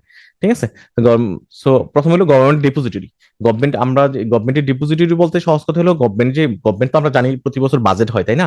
আমার ইনকাম বাজেট পাস হয়, গভর্নমেন্টের তো এক্সপেন্ডিচার আছে, ইনকাম আছে। গভর্নমেন্ট আমাদের কাছে ট্যাক্স নিচ্ছে, ওই দিক দিয়ে আমার পদ্মা সেতু বানাচ্ছে, মেট্রো রেল বানাচ্ছে, অন্যান্য খরচ করতেছে। তো তার তো একটা অ্যাকাউন্ট আছে, কোথাও না কোথাও তার এই টাকাগুলো রাখার দরকার হয়। সো গভর্নমেন্ট কি করে, বাংলাদেশ ব্যাংকে অ্যাকাউন্ট আছে, বাংলাদেশ ব্যাংকে টাকাটা রাখে। বাংলাদেশ ব্যাংক হয়তো সোনালী ব্যাংকে কোনো একটা মেকানিজম অ্যাপ্লাই করে, হ্যাঁ, সোনালী ব্যাংকের থ্রুতে হয়তো ডিসবার্সমেন্ট করে বা ইয়া করে। বাট আমার গভর্নমেন্টের, এক কথায় গভর্নমেন্টের যে অ্যাকাউন্টটা, যে অ্যাকাউন্টের মাধ্যমে সে ট্যাক্স নিচ্ছে এবং আমার এক্সপেন্ডিচার করতেছে, ওইটা কিন্তু সেন্ট্রাল ব্যাংক করে থাকে। দুই নাম্বার হলো পেমেন্ট প্রসেসিং। আমার গভর্নমেন্টের যে পেমেন্ট, এই যে একটু আগে যেটা বললাম যে আমার অ্যাকাউন্ট অ্যাকাউন্ট যেটা ওপেন করে বাংলাদেশ ব্যাংক গভর্নমেন্টের, সো অ্যাকাউন্ট ওপেন করে তো সেখানে শুধু জমা হয় না, ওইখানে তো ওইখান থেকে তো অনেক পেমেন্ট হয়, তাই না? ওটা সোনালী ব্যাংকের থ্রোতে পেমেন্ট গুলো হয়ে থাকে। তিন নাম্বার হলো গভর্নমেন্ট সিকিউরিটিজ। আমার গভর্নমেন্ট তো প্রচুর লোন নিয়ে থাকে, তাই লোন নিয়ে থাকে। আমরা সবাই জানি ট্রেজারি বিল বন্ড বিক্রি করে মার্কেটে। সো মার্কেটে বলতে এখন ব্যাংকের থ্রুতে বিক্রি করে, আমরা ইন্ডিভিজুয়াল যারা আছি আমরাও কিন্তু ট্রেজারি বিল বন্ড কিনতে পারি। হ্যাঁ, ঠিক আছে। ট্রেজারিতে অ্যাকাউন্ট খোলে, আমি এটা আরেকটু ডিটেল বলি যে গভর্নমেন্ট সিকিউরিটিজ আমরা এজ এ ইন্ডিভিজুয়াল, একটা সময় ছিল ইন্ডিভিজুয়ালের জন্য ওপেন ছিল না, বাট বর্তমানে কিন্তু বাংলাদেশ ব্যাংক গাইডলাইন করে দিয়েছে প্রত্যেকটা ব্যাংকের ট্রেজারি ডিপার্টমেন্টের একটা ফ্রন্ট অফিসের একটা পার্ট থাকবে, ওপেন থাকবে, যেখানে আমার কাস্টমার ভিজিট করতে পারবে, কাস্টমার গিয়ে ওইখানে অ্যাকাউন্ট ওপেন করতে পারবে। অ্যাকাউন্টটা বেসিক্যালি বাংলাদেশ ব্যাংকের সাথে হয়। হুম। কিন্তু আমার ব্যাংকের ট্রেজারি ডিপার্টমেন্টের থ্রুতে হয়। তো ওই অ্যাকাউন্ট ওপেন করার পরে আমি ওই অ্যাকাউন্টে কি করতে পারি, ট্রেজারি বিল বন্ড কিনতে পারি ব্যাংকের থ্রুতে। কিভাবে কিনবো? আমি একটা ফর্ম পূরণ করে বলবো যে আমি 1 কোটি টাকা ট্রেজারি বিল কিনতে চাচ্ছি। তো আমি ওই ফর্ম পূরণ করে ব্যাংকের কাছে দিয়ে আসবো। আমরা সবাই জানি প্রতি সপ্তাহে অকশন হয়। হ্যাঁ, নর্মালি রবিবারে বিলের অকশন হয় এবং মঙ্গলবারে হলো বন্ডের অকশন হয়। সো আমি যখন ফর্মটা পূরণ করে দিয়ে আসবো যে আমার আমার আমার জন্য তুমি এত এত এত টাকার বন্ড কিনে দাও বা বিল কিনে দাও, তখন কিন্তু ট্রেজারি ডিপার্টমেন্ট বাধ্য আমার অ্যাকাউন্টে বিল কিনতে, বন্ড কিনতে। এখন আমার যে অ্যাকাউন্ট আছে ওই অ্যাকাউন্ট থেকে টাকাটা কেটে নেয় আর কি। আমি যে পরিমাণ টাকার বন্ড বিল কিনবো, আমার ওই ব্যাংকে আমার অ্যাকাউন্ট থাকা লাগবে, ওই অ্যাকাউন্ট থেকে কেটে নেয়। সো এই যে আমার এই যে কাজটা, হ্যাঁ, সো এই কাজটা কিন্তু মানে বাংলাদেশ ব্যাংক করে থাকে। যে গভর্নমেন্টের লোন দরকার, government treasury bill bond sale করার দরকার, তো গভর্নমেন্ট তো নিজে নিজে এসে আমার আমার প্রাইভেট ব্যাংকে এসে government treasury bill bond sale করতে পারে না। সো বাংলাদেশ ব্যাংকের থ্রুতে এই ট্রেজারি বিল বন্ড সেল করে, সেল করে লোন নেয়, লোন নিয়ে কিন্তু সে ডেভেলপমেন্টের কাজ করে থাকে। তো এটা ছিল 3 নাম্বার ফাংশন। 4 নাম্বার ফাংশন হলো ডেট ম্যানেজমেন্ট। আমার আমার এই যে ডেট ম্যানেজমেন্টটা কি, ধরেন এই যে ট্রেজারি বিল বন্ড সেল করে গভর্নমেন্ট বড় করতেছে, তারপর আবার এগুলো রিপেমেন্টও আছে, তাই না? ট্রেজারি বিল বন্ডের মেয়াদ যদি 90 দিন হয়, 90 দিন পরে তো আমার এই যে আমার অ্যাকাউন্টে টাকা চলে আসবে। তো এই যে আমার লোন নিচ্ছে আবার লোনের রিপেমেন্ট করতেছে, তো এটা তো গভর্নমেন্ট নিজে থেকে করতেছে না, বাংলাদেশ ব্যাংকের থ্রুতে করতেছে। তো এই কারণে আমার সেন্ট্রাল ব্যাংকে গভর্নমেন্টের ব্যাংকও বলা হয়। 5 নাম্বার হলো fiscal agent. So fiscal agent হিসেবেও কাজ করে থাকে। আমার ফিসক্যাল এজেন্ট বলতে ধরেন, ফিসক্যাল এজেন্ট এজেন্ট মানে তো আমার কর্মচারী, সহজ কথায়, যে আমার হয়ে কাজ করা। তো ফিসক্যাল এজেন্ট হলো আমার একটা গভর্নমেন্টের, আমার এক্সপেন্ডিচার কত হইতে পারে, ইনকাম কত হইতে পারে, ওই যে অ্যানালাইসিস গুলা, ওগুলো কিন্তু বাংলাদেশ ব্যাংক অনেক সময় হেল্প করে থাকে, প্রটেকশন দিয়ে থাকে ফাইন্যান্স মিনিস্ট্রিকে। যদিও ডেটাটা প্রোভাইড করে finance ministry, but Bangladesh bank ও কিন্তু আমার হেল্প করে থাকে। 6 নম্বর হলো ইকোনমিক স্টেবিলাইজেশন। একটা দেশের ইকোনমিক স্টেবিলাইজ করার জন্য আমার বাংলাদেশ ব্যাংক কাজ করে থাকে। তো এই ছিল আমার আমার সেন্ট্রাল ব্যাংক, গভর্নমেন্টের ব্যাংকার হিসেবেও কাজ করে থাকে। আমরা পরবর্তী কোশ্চেনে চলে যাচ্ছি, principal of Bangladesh bank to issue note. একটা বাংলাদেশ ব্যাংক আমার নোট ইস্যুর ক্ষেত্রে কি কি প্রিন্সিপাল ফলো করে থাকে। এখানে একটা জিনিস বলি আপনাকে, আর একটা সময় তো নোট ছিল না, তাই না? আমার বিনিময় বিনিময় প্রথা ছিল, বিনিময় প্রথা থেকে আমার নোটে আসছে। তো নোটে আসার পরে তো এইটা তো দায়িত্ব হলো বাংলাদেশ ব্যাংকের নোট ইস্যু করা। তো বাংলাদেশ ব্যাংক কি কি প্রিন্সিপাল ফলো করে নোট ইস্যু করার ক্ষেত্রে? কোন দেশের গভর্নমেন্ট কি চাইলে বা বাংলাদেশ ব্যাংক চাইলে কি আমার ইচ্ছা মতো টাকা ছাপাইতে পারে? কোশ্চেন হলো এটা। না, ইচ্ছা মতো টাকা ছাপাইতে পারে না। যদি দুই একটা দেশ আছে, যেমন জিম্বাবুয়ের কথা বলতে পারে, জিম্বাবুয়ে, তারপর দুই একটা দেশ আছে কি করে, যে আমার দুই একটা দেশ আছে আমার আমার ইচ্ছা মতো টাকা ছাপায়, যার কারণে ওই দেশে ইনফ্লেশন কিন্তু অনেক বেশি, 300%, 400%। শ্রীলঙ্কাতেও কিন্তু ইনফ্লেশন 80% হয়ে গেছিল। ঠিক আছে, যখন ওরা ক্রাইসিসে পড়ে গেছিল, ওরা যখন ফরেন পেমেন্ট দিতে পারতেছিল না, তখন কিন্তু তাদের ইনফ্লেশন 80% হয়ে গেছিল। কেন 80% হয়েছে? অবশ্যই টাকা ছাপাইছে গভর্নমেন্টের বাজেট কাভার দেওয়ার জন্য। হ্যাঁ। তো সো কিন্তু নর্মাল স্ট্যান্ডার্ড হলেও কোনো একটা দেশের গভর্নমেন্ট ইচ্ছা করলে বাজেট টাকা ছাপাইতে পারে না, তাকে অবশ্যই একটা স্ট্যান্ডার্ড ফলো করা দরকার হয়। তো একটা সময় ছিল গোল্ড স্ট্যান্ডার্ড ছিল, যে আপনি 1 কোটি টাকা ছাপাবেন, তার এগেনস্টে আপনার বোল্টে, বাংলাদেশ ব্যাংকের বোল্টে 1 কোটি টাকা গোল্ড রাখা লাগবে, ওরকম একটা স্ট্যান্ডার্ড ছিল। বাট এখন ওই গোল্ড স্ট্যান্ডার্ড ফলো করা হয় না। বাংলাদেশ ব্যাংক যেটা করে থাকে, আমার এক্সপায়ার্ড বিল, আমার এক্সপায়ার্ড যে বন্ডগুলা, গভর্নমেন্টের বন্ডগুলা, ওইগুলা ব্যাকএন্ডে রেখে টাকা ছাপায়। আমি আবারও বলতেছি যে আমার বাংলাদেশ ব্যাংক এক্সপায়ার্ড, মানে যেগুলোর মেয়াদ শেষ হয়ে গেছে বন্ডের, ওই বন্ডের মেয়াদ গুলা যে শেষ হয়ে গেছে, ওই বন্ডগুলাকে ব্যাকএন্ডে রেখে সে টাকা ছাপাইতে পারে। তো এইটা ছাপানোর ক্ষেত্রে কি কি প্রিন্সিপাল ফলো করে, আমার আমার কি কি প্রিন্সিপাল ফলো করে থাকে টাকা ছাপানোর ক্ষেত্রে? আমাকে ফলো করতে হয় সিকিউরিটি। এই যে বললাম আমি আরেক সময় গোল্ড স্ট্যান্ডার্ড ছিল, গোল্ড সিকিউরিটি হিসেবে রেখে টাকা ছাপাইতো। বাট এখন কি করা হয়, যে এক্সপার্ট বন্ড গুলা সিকিউরিটি হিসেবে রেখে টাকা ছাপায়। ঠিক আছে, এটা হলো সিকিউরিটি। 2 নম্বর হলো কোয়ালিটি। আমি কি টাকা খারাপ কাগজে যদি ছাপাই, তাহলে তো ওই টাকাটা নষ্ট হয়ে যাবে, অনেকদিন মার্কেটে চলবে না, এক থেকে আরেক হাতে যাচ্ছে, আরেক হাত থেকে আরেক হাতে যাচ্ছে। সো আমার কোয়ালিটি এনশিওর করার দরকার হয়, হাই কোয়ালিটি স্ট্যান্ডার্ড এনশিওর করার দরকার হয়। 3 নম্বর হলো অ্যাভেলেবিলিটি। সো আমার আমার অ্যাভেলেবিলিটি কিন্তু বাংলাদেশ ব্যাংক এনশিওর করে, যে আমি আমি কত টাকা ছাপাইলে মার্কেটে কারেন্সি অ্যাভেলেবিলিটি থাকবে, ওইটা এনশিওর করার দরকার হয়। আপনি মাঝে মাঝে দেখবেন যে মার্কেটে বাংতি পাওয়া যায় না। হ্যাঁ, 10 টাকার নোট শর্ট পড়ছে, 50 টাকার নোট শর্ট পড়ছে। তো শর্ট পড়লে যাতে শর্ট না পড়ে ওইটা হলো বাংলাদেশ ব্যাংকের কাজ, যাতে শর্ট না পড়ে কোনো নোট, ওইটা বাংলাদেশ ব্যাংকের কাজ। ডিজাইন, 4 নম্বর হলো ডিজাইন। ডিজাইনে কিন্তু আমার হেরিটেজ থাকা লাগবে, আইডেন্টিটি থাকা লাগবে। আপনাদের দেখবেন টাকার মধ্যে আমার ষাট গম্বুজ মসজিদ আছে। তারপর টাকার ভিতরে যে দোয়েল, 2 টাকার ভিতরে যখন দোয়েলের ছবি ছিল। তো টাকার ভিতরে আপনি ওই জিনিসগুলো, ওই পিকচার গুলো নিয়ে আসবেন। এটা প্রত্যেক দেশে কিন্তু আপনি ইউএস এর ডলারের দেখবেন, ইন্ডিয়াতে দেখবেন, আপনার টাকার ভিতরে কিন্তু একটা ঐতিহ্য নিয়ে আসে আর কি, যে ওই জিনিসটা দেখে যাতে বোঝা যায় হ্যাঁ এটা ইন্ডিয়ার টাকা। সো এটা এটা ইনক্লুড করা দরকার হয়। 6 নম্বর, 5 নম্বর হলো কমপ্লায়েন্স। আমাকে আমার কিন্তু কমপ্লাইড ওয়েতেই আমার টাকা ছাপানো লাগবে। আমি যদি কমপ্লাইড না হই, আমি যদি গোল্ড না রাখি তার এগেনস্টে, আমি যদি বন্ড না রাখি তার এগেনস্টে, মানুষের ট্রাস্ট জন্মাবে না টাকার প্রতি, মানুষের ট্রাস্ট জন্মাবে না টাকার প্রতি। তো এই প্রিন্সিপাল গুলো ফলো করে কিন্তু বাংলাদেশ ব্যাংক টাকা ছাপায়, এর বাইরে কিন্তু টাকা ছাপায় না। সো ছাপাইলে হয়তো এটা অ্যাকসেপ্টেবল হইতো না আর কি। তারপর আমার পড়ে যাচ্ছি, চলে যাচ্ছে পরবর্তী main instrument of monetary policy of central bank. আমরা এখানে ডিটেল পড়বো মানিটারি পলিসি। এটা আমার আমার খুব ইন্টারেস্টিং একটা একটা টপিক, যে মানিটারি পলিসির মেইন ইনস্ট্রুমেন্ট গুলা কি কি। আমরা তো মানিটারি পলিসি অলরেডি শিখছি, তাই না? আপনার মনে আছে কিনা যায় না, একটু আগে তো আমরা পড়ে আসছি। বাংলাদেশ ব্যাংক ফাংশনের প্রথমটা ছিল মানিটারি পলিসি ইমপ্লিমেন্ট করা। সো মানিটারি পলিসির মূল কথা আমি কি বলছিলাম, যে এটা এটা হলো মানি সাপ্লাই কন্ট্রোল করা। মানি সাপ্লাই কন্ট্রোল করে করার মাধ্যমে আমি কি করে থাকি, আমি ইনফ্লেশন কন্ট্রোল করে থাকি, আর হলে এমপ্লয়মেন্ট কন্ট্রোল করে থাকি। ঠিক আছে, আরো অনেক কিছু আছে, বাট এই দুইটা মনে রাখলেই হবে। সো আমি আমি এই যে আমি মানে টাকা সাপ্লাইটা কন্ট্রোল করে থাকি, এটার আমার মেকানিজম আছে, এখানে এটা শিখবো যে কিভাবে আমি মানি সাপ্লাইটা কন্ট্রোল করে থাকি। এই মেকানিজমটা এখানে শিখবো। এখানে 5টা মেকানিজমের মাধ্যমে আমার একটা গভর্নমেন্ট মানে বাংলাদেশ ব্যাংক আমার মানিটারি পলিসিটা কন্ট্রোল করে থাকে। এবং এটা হলো ইনস্ট্রুমেন্ট বলতে পারি, main instrument of monetary policy, যে যার মাধ্যমে আমরা টাকার পরিমাণটা কন্ট্রোল করে থাকি। প্রথম হলো open market operation. Open market operation হলো আমার গভর্নমেন্ট কি করে আমার ট্রেজারি বিল বন্ড মার্কেটে ছাড়ে। এখন গভর্নমেন্ট বিল বন্ড মার্কেটে ছাড়ে, এটা মানে কি আমরা বলেন তো? গভর্নমেন্ট বিল বন্ড যে মার্কেটে ছাড়তেছে, অকশন হচ্ছে, এটা মানে কি? গভর্নমেন্ট বিল বন্ড যখন মার্কেটে ছাড়ে আমরা কি করি? আমরা টাকা দিয়ে গভর্নমেন্ট বিল বন্ড কিনি। টাকাটা চলে যাচ্ছে কোথায়? সেন্ট্রাল ব্যাংকের কাছে চলে যাচ্ছে। তার মানে মার্কেট থেকে টাকাটা চলে যাচ্ছে সেন্ট্রাল ব্যাংকের কাছে। সো মার্কেটের টাকার সাপ্লাই কমে যাচ্ছে। সো গভর্নমেন্ট যখন চায় যে মার্কেটে ইনফ্লেশন বেশি, সে কি করবে? আমার ইনফ্লেশন বেশি, টাকার সাপ্লাই কমায় দেওয়া লাগবে। সো তখন সে কি করবে? গভর্নমেন্ট বেশি করে আমার ট্রেজারি বিল বন্ড মার্কেটে ছাড়বে। সো ওই টাকাটা চলে যাবে গভর্নমেন্টের কাছে। সো এটা হলো ওপেন মার্কেট অপারেশন, এর মাধ্যমে আমার টাকাটা সাপ্লাইটা কন্ট্রোল করে থাকি। 2 নম্বর হলো রিজার্ভ রিকোয়ারমেন্ট। আমরা সবাই সিআর এসএলআর এর কথা জানি, আমরা অলরেডি পড়ে আসছি যে সিআর হলো 4% এবং এসএলআর হলো আমার 13%। এখানে একটা কথা মনে রাখেন, আমার সিআর 4% মানে কি? আমি আমি আমার যে ডিপোজিট, 100 টাকা ডিপোজিট পেলে 4 টাকা বাংলাদেশ ব্যাংকের কাছে রাখার দরকার হয়, তাই না? সো আমি যদি এটা 4 টাকা থেকে 5 টাকা করে ফেলে, তাহলে কি করতে হবে? 5 টাকা রাখা লাগবে। তো আমি আগে 4 টাকা রাখতাম, আমি বাকি 94 টাকায় 96 টাকায় লোন হিসেবে দিতে পারতাম। এখন যেহেতু রেট বাড়াই দিচ্ছে, আমাকে বেশি পরিমাণ টাকা বাংলাদেশ ব্যাংকে রাখা লাগতেছে। তার মানে মার্কেটে টাকার সাপ্লাই কমে যাচ্ছে, মার্কেটে টাকার সাপ্লাই কমে যাচ্ছে। এটার মাধ্যমে কি করি? আমি মানে সাপ্লাই কন্ট্রোল করে থাকি। 3 নম্বর হলো ডিসকাউন্ট রেট। আমরা সবাই জানি যে বাংলাদেশ ব্যাংক থেকে আমরা বড় করতে পারে প্রত্যেকটা ব্যাংক। সো বড় করার জন্য ব্যাংক রেটে বড় করে। সো বোরিং রেটটা যদি বাড়ায় দেয়, তখন কিন্তু বেশি ব্যাংক কিন্তু বড় করতে ডিসকারেজ, ডিমোটিভেটেড হবে। আমার টাকা সাপ্লাই কমে যাবে, আমার টাকা সাপ্লাই কমে যাবে। সো প্রত্যেকটা পয়েন্ট কিন্তু আমরা মনে রাখতে হবে, টেকনিক্যালি মনে রাখতে হবে, আদারওয়াইজ কিন্তু পরীক্ষায় লিখতে পারবেন না। ঠিক আছে। 4 নম্বর হলো ক্রেডিট কার্ড সেলিং। আমি কিন্তু ক্রেডিট সেলিং যদি দিয়ে দিই যে তোমার লোন পোর্টফোলিও এডি রেশিও, আমরা সবাই জানি এডি রেশিও 87। সো যদি বলে 2 দিন পরে এডি রেশিও হলো আমার 90 হবে, তার মানে তোমার সরি এডি রেশিও আপনার 85 হবে। আমার এখন 87, মানে 100 টাকা ডিপোজিট হলে আমি 87 টাকা আমি লোন হিসেবে দিতে পারি। তো আমাকে যদি বলে যে এডি রেশিও 85 হবে, মানে তুমি 100 টাকা লোনের এগেনস্টে মাত্র 85 টাকা লোন হিসেবে দিতে পারবা 100 টাকা ডিপোজিট এর এগেনস্টে, তাহলে কিন্তু আমার লেন্ডিং ক্যাপাসিটি কমে যাচ্ছে, মানি সাপ্লাই কমে যাচ্ছে। সো ক্রেডিট সেলিং এর মাধ্যমে আমি কি করতে পারি? বাংলাদেশ ব্যাংক মানি মানিটারি পলিসি ইমপ্লিমেন্ট করতে পারে।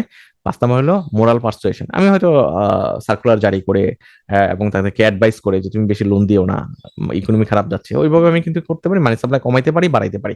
যেমন করোনার সময় বলছে সবাইকে প্রণোদনা লোন দেওয়ার জন্য, স্পেশাল লোন দেওয়ার জন্য ব্যবসায়ীদের, তখন কিন্তু মানি সাপ্লাই বাড়ছে।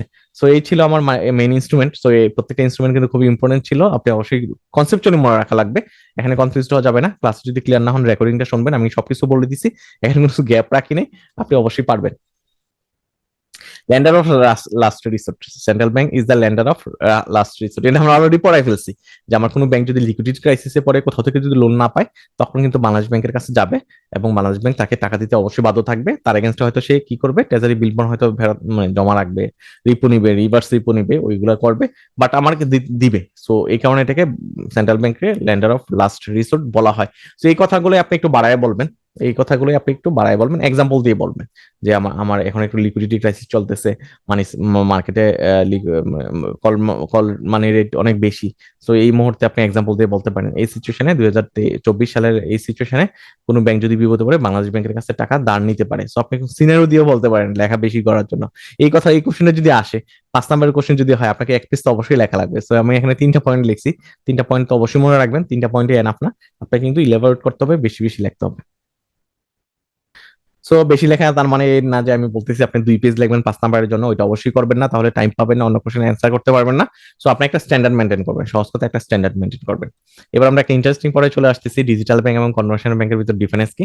আমরা সবাই জানি ডিজিটাল ব্যাংকের লাইসেন্স 51 51টা কোম্পানিকে দেওয়া হয়েছে, যদি একটাও এখন অপারেশনে আসে নাই, বাট আসবে আশা করা যায়।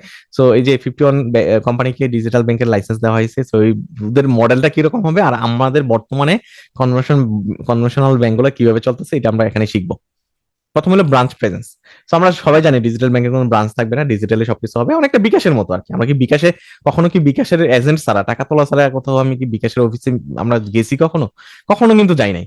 আমি মোবাইলেই আমি অ্যাকাউন্ট ওপেন করছি, আমি আমার ছবি দিছি, আমি ন্যাশনাল আইডি কার্ডের ফ্রন্ট ব্যাক পেজ এবং ফ্রন্ট পেজ দিছি, আমাকে অ্যাকাউন্ট ওপেন করে দিছে। তারপর আমি কার্ড থেকে আমি বিকাশে টাকা নিচ্ছি, বিকাশ থেকে আবার আমি কি করতেছি, আমার ইউটিলিটি বিল পে করতেছি, ক্রেডিট কার্ডের পেমেন্ট করতেছি।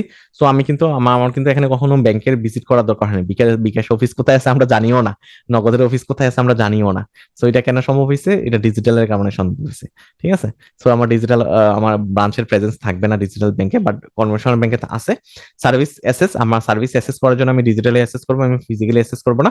কনভেনশনাল ব্যাংকে আমি আমার কি ফিজিক্যাল, আমি কি করতে পারি, ফিজিক্যাল আমি অনলাইনেও করতে পারি আর প্রেজেন্সও করতে পারি। অনলাইনেও আমি কিন্তু ব্যাংকিং করতে পারতেছি, এটিএম দিয়ে এটিএম বুথে যাচ্ছি, এটিএম বুথ থেকে টাকা তুলতেছি। তো আবার আবার কি করতেছি, যে আমি অনলাইনে বসে আমি কেনাকাটা করতেছি, দারাজে কেনাকাটা করতেছি, আমার ব্যাংক অ্যাকাউন্ট আছে।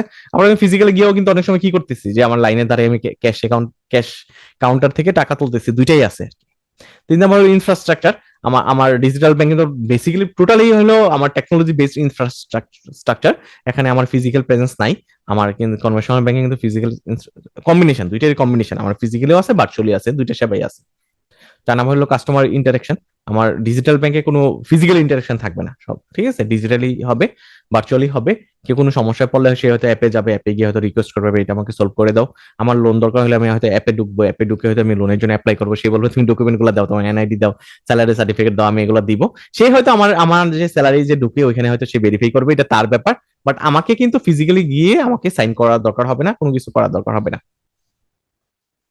5 নম্বর হলো কস্ট স্ট্রাকচার, যেহেতু এটা ভার্চুয়ালি হবে খরচটা একটু কম হবে, এটাই স্বাভাবিক, ঠিক আছে। আর আমাদের নর্মালি যে বর্তমানে যে ব্যাংকগুলো আছে এটার খরচ একটু বেশি। তো এই ছিল 5টা ডিফারেন্স। এটা এটা এটা 97-তে আসছিল, 97-তে আসছিল মানে যে এবার আসবে না তা না, ডিফারেন্ট ওয়েতে আসতে পারে, ঠিক আছে। ডিফারেন্স আকারে আসলো না, যেহেতু আপনার দুইটা টিকা টিকা আকারে আসলো। সো আপনাকে কিন্তু অবশ্যই এটা পড়তে হবে।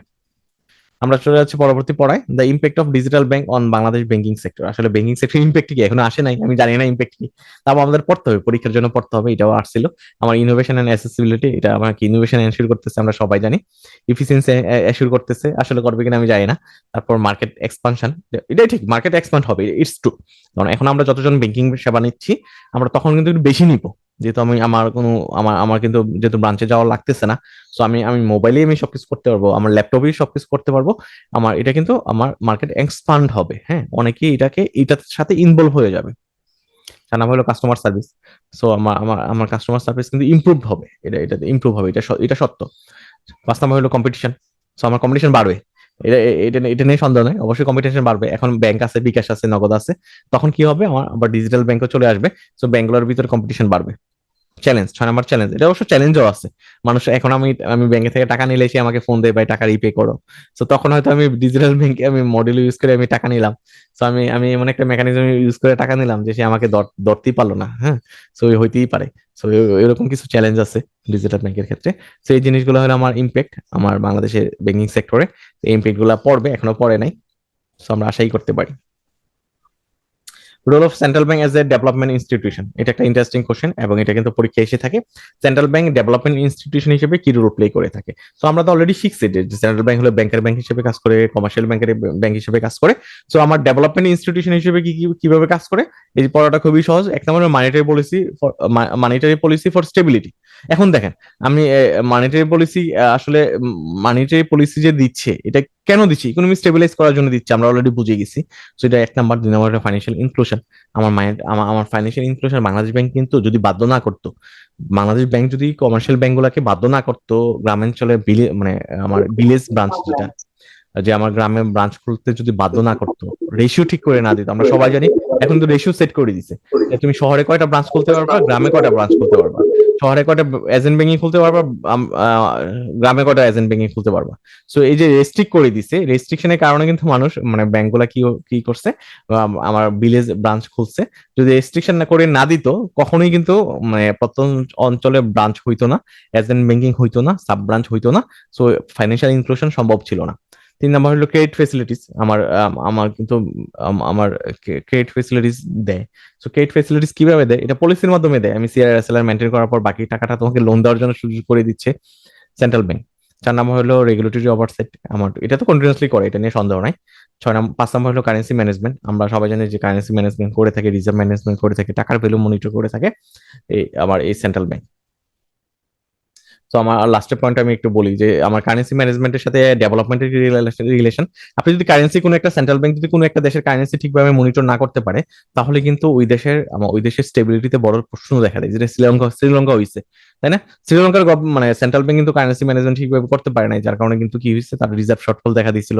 তারপর রিজার্ভ শর্টফল দেখার পর একটু সমস্যা হয়েছিল, বাট এখন অবশ্য রিকভার করে ফেলছে। ওটা অবশ্য ডিফারেন্ট ইস্যু ছিল আর কি। শ্রীলঙ্কার কেসটা যেটা হয়েছিল আমি আর একটু বলি, যে ওদের হলো ট্যুরিজম থেকে, ওদের জিডিপি 10% হলো ট্যুরিজম থেকে আসে। তো করোনার সময় 2 বছর ট্যুরিজম বন্ধ ছিল। সো আবার গভর্নমেন্টের যে খুব অনেস্ট ছিল তা না, গভর্নমেন্টের ভিতরে বাংলাদেশ বা পাকিস্তানের মতোই আমার গভর্নমেন্টের সমস্যা ছিল, পলিটিক্যাল সমস্যা ছিল, করাপশন ছিল। সো সব মিলিয়ে ওই ট্যুরিজম যে বন্ধ ছিল ওইটার ইফেক্টটা এমন ভাবে পড়ছে, ওদের কারেন্সি রিজার্ভ জিরো হয়ে গেছে। সো রিজার্ভ জিরো হওয়ার ফলে ওরা ইম্পোর্ট করতে পারে না, তেল ইম্পোর্ট করতে পারে না। তো আমি একটা এক্সাম্পল দিয়ে বলি, কোন একটা কান্ট্রি যদি তেল ইম্পোর্ট করতে না পারে, তার অ্যাক্টিভিটি বন্ধ হয়ে যায়, তার মেশিন বন্ধ হয়ে যায়, প্রোডাকশন বন্ধ হয়ে যায়। সো সো সমস্যা হয়, তখন এমপ্লয়মেন্ট কমে যায়, কোম্পানিগুলো চলতে পারে না। একটা সাইক্লিক্যাল ইফেক্ট পড়ে যায়, তো এই জিনিসটার কারণেও কিন্তু আমার সেন্ট্রাল ব্যাংক একটা ভালো রোল প্লে করে আমার ইকোনমিক ডেভেলপমেন্টে। এবার আসি Bangladesh bank measure to control inflation, এই কথাটা বলেন তো আসলে আমি এটা কিন্তু অলরেডি পড়াই ফেলছি, যে বাংলাদেশ ব্যাংক কি করে, আমার কি মেজার নেয়, মনিটারি পলিসি নেয়। কেন মনিটারি পলিসি নেয়? আমার মানি সাপ্লাই বাড়বে না কমবে ওইটা মেজার করার জন্য। আর মানি সাপ্লাই বাড়া কমানোর সাথে কিসের রিলেশন আছে? আমার এমপ্লয়মেন্টের রিলেশন আছে আর ইনফ্লেশনের রিলেশন আছে, ঠিক আছে? সো মনিটারি পলিসি টুল অ্যাপ্লাই করে আমার ইনফ্লেশন কন্ট্রোল করার জন্য বাংলাদেশ ব্যাংক। ক্রেডিট কন্ট্রোল করে থাকে সিআরএসএলআর। ক্রেডিট কন্ট্রোল হলো ধরেন এডি রেশিও বাড়াইলো কমাইলো, এটা আপনি মনে রাখেন। ফরেন এক্সচেঞ্জ ম্যানেজমেন্ট করে থাকে, ইফেক্টিভ রেগুলেটরি পলিসি এমপ্লয় করে থাকে, কোলাবোরেটিভ ইফোর্ট করে থাকে, প্রাইভেট সেক্টরের সাথে গভর্নমেন্টের একসাথে মিলে কাজ করে থাকে। আমার কিসের জন্য? আমার ইনফ্লেশন কন্ট্রোল করার জন্য। সো এটা খুব সহজ ছিল পড়াটা। Central bank as A controller of credit, এটাও আমরা পড়ে আসছি অলরেডি। সেন্ট্রাল ব্যাংক কি করে থাকে? মানিটারি পলিসির মাধ্যমে কিন্তু এটা করে থাকে, ঠিক আছে? আমার ক্রেডিট কন্ট্রোল করে থাকে। কিভাবে করে থাকে? আমি যখন মার্কেট থেকে টাকা বেশি নিয়ে নিব, ট্রেজারি বিল বন্ড সেরে ওপেন মার্কেট অপারেশনে যদি আমি কথা ধরি, ওপেন মার্কেট অপারেশনে যদি সেন্ট্রাল ব্যাংক বেশি ট্রেজারি বিল বন্ড ব্যাংকে সেল করে, তো ওপেন মার্কেট অপারেশনে যদি বেশি ট্রেজারি বিল বন্ড সেল করে, তখন কি হবে? আমরা বেশি করে আমি ট্রেজারি বিল বন্ড কিনবো। ট্রেজারি বিল বন্ড গভর্নমেন্ট কিনা মানে কি? আমার টাকাটা গভর্নমেন্টের হাতে চলে যাওয়া। গভর্নমেন্টের হাতে যদি চলে যায়, তাহলে মার্কেটে টাকার পরিমাণ কমে যাবে, মার্কেটে টাকার পরিমাণ কমে গেলে ব্যাংকের ডিপোজিটও কম আসবে। সো ব্যাংকের ডিপোজিট না আসলে সে লোনও দিতে পারবে না। তো এইভাবে সে কি করে থাকে? ক্রেডিট কন্ট্রোল করে থাকে মাইনারি পলিসির মাধ্যমে। আমি জাস্ট একটা সাইড বললাম আর কি, এটা অনেক ব্রডার ভিউ পয়েন্ট আছে, আমি একটা সাইড বললাম, আপনি পরীক্ষাও এইভাবেই লিখবেন, একটা সাইড লেখলেই হবে। সবকিছু তো আসলে একটা পয়েন্টে লেখা সম্ভব না। সো এই মানিটারি পলিসির মাধ্যমে সে ক্রেডিট কন্ট্রোল করে থাকে, আমি অলরেডি দেখলাম। 2 নম্বর হলো রিজার্ভ রিকোয়ারমেন্ট। আমি সিআরআর এটা অলরেডি বলে ফেলছি। আমার সিআরআর আছে 4%, এখন যদি 5% কমে দেয়, ব্যাংকের টাকা বাংলাদেশ ব্যাংকে চলে যাবে, লোন দেওয়ার ক্যাপাবিলিটি কমে যাবে, সো ক্রেডিট কমে যাবে। ক্রেডিট কন্ট্রোল মানে তো লোন কন্ট্রোল করা, তাই না? লোন কন্ট্রোল করা। 3 নম্বর হলো ওপেন মার্কেট অপারেশন। সো এটা কিন্তু মানিটারি পলিসিতে চলে আসতেছে। সো আপনি দুইবারই লিখবেন, সমস্যা নেই।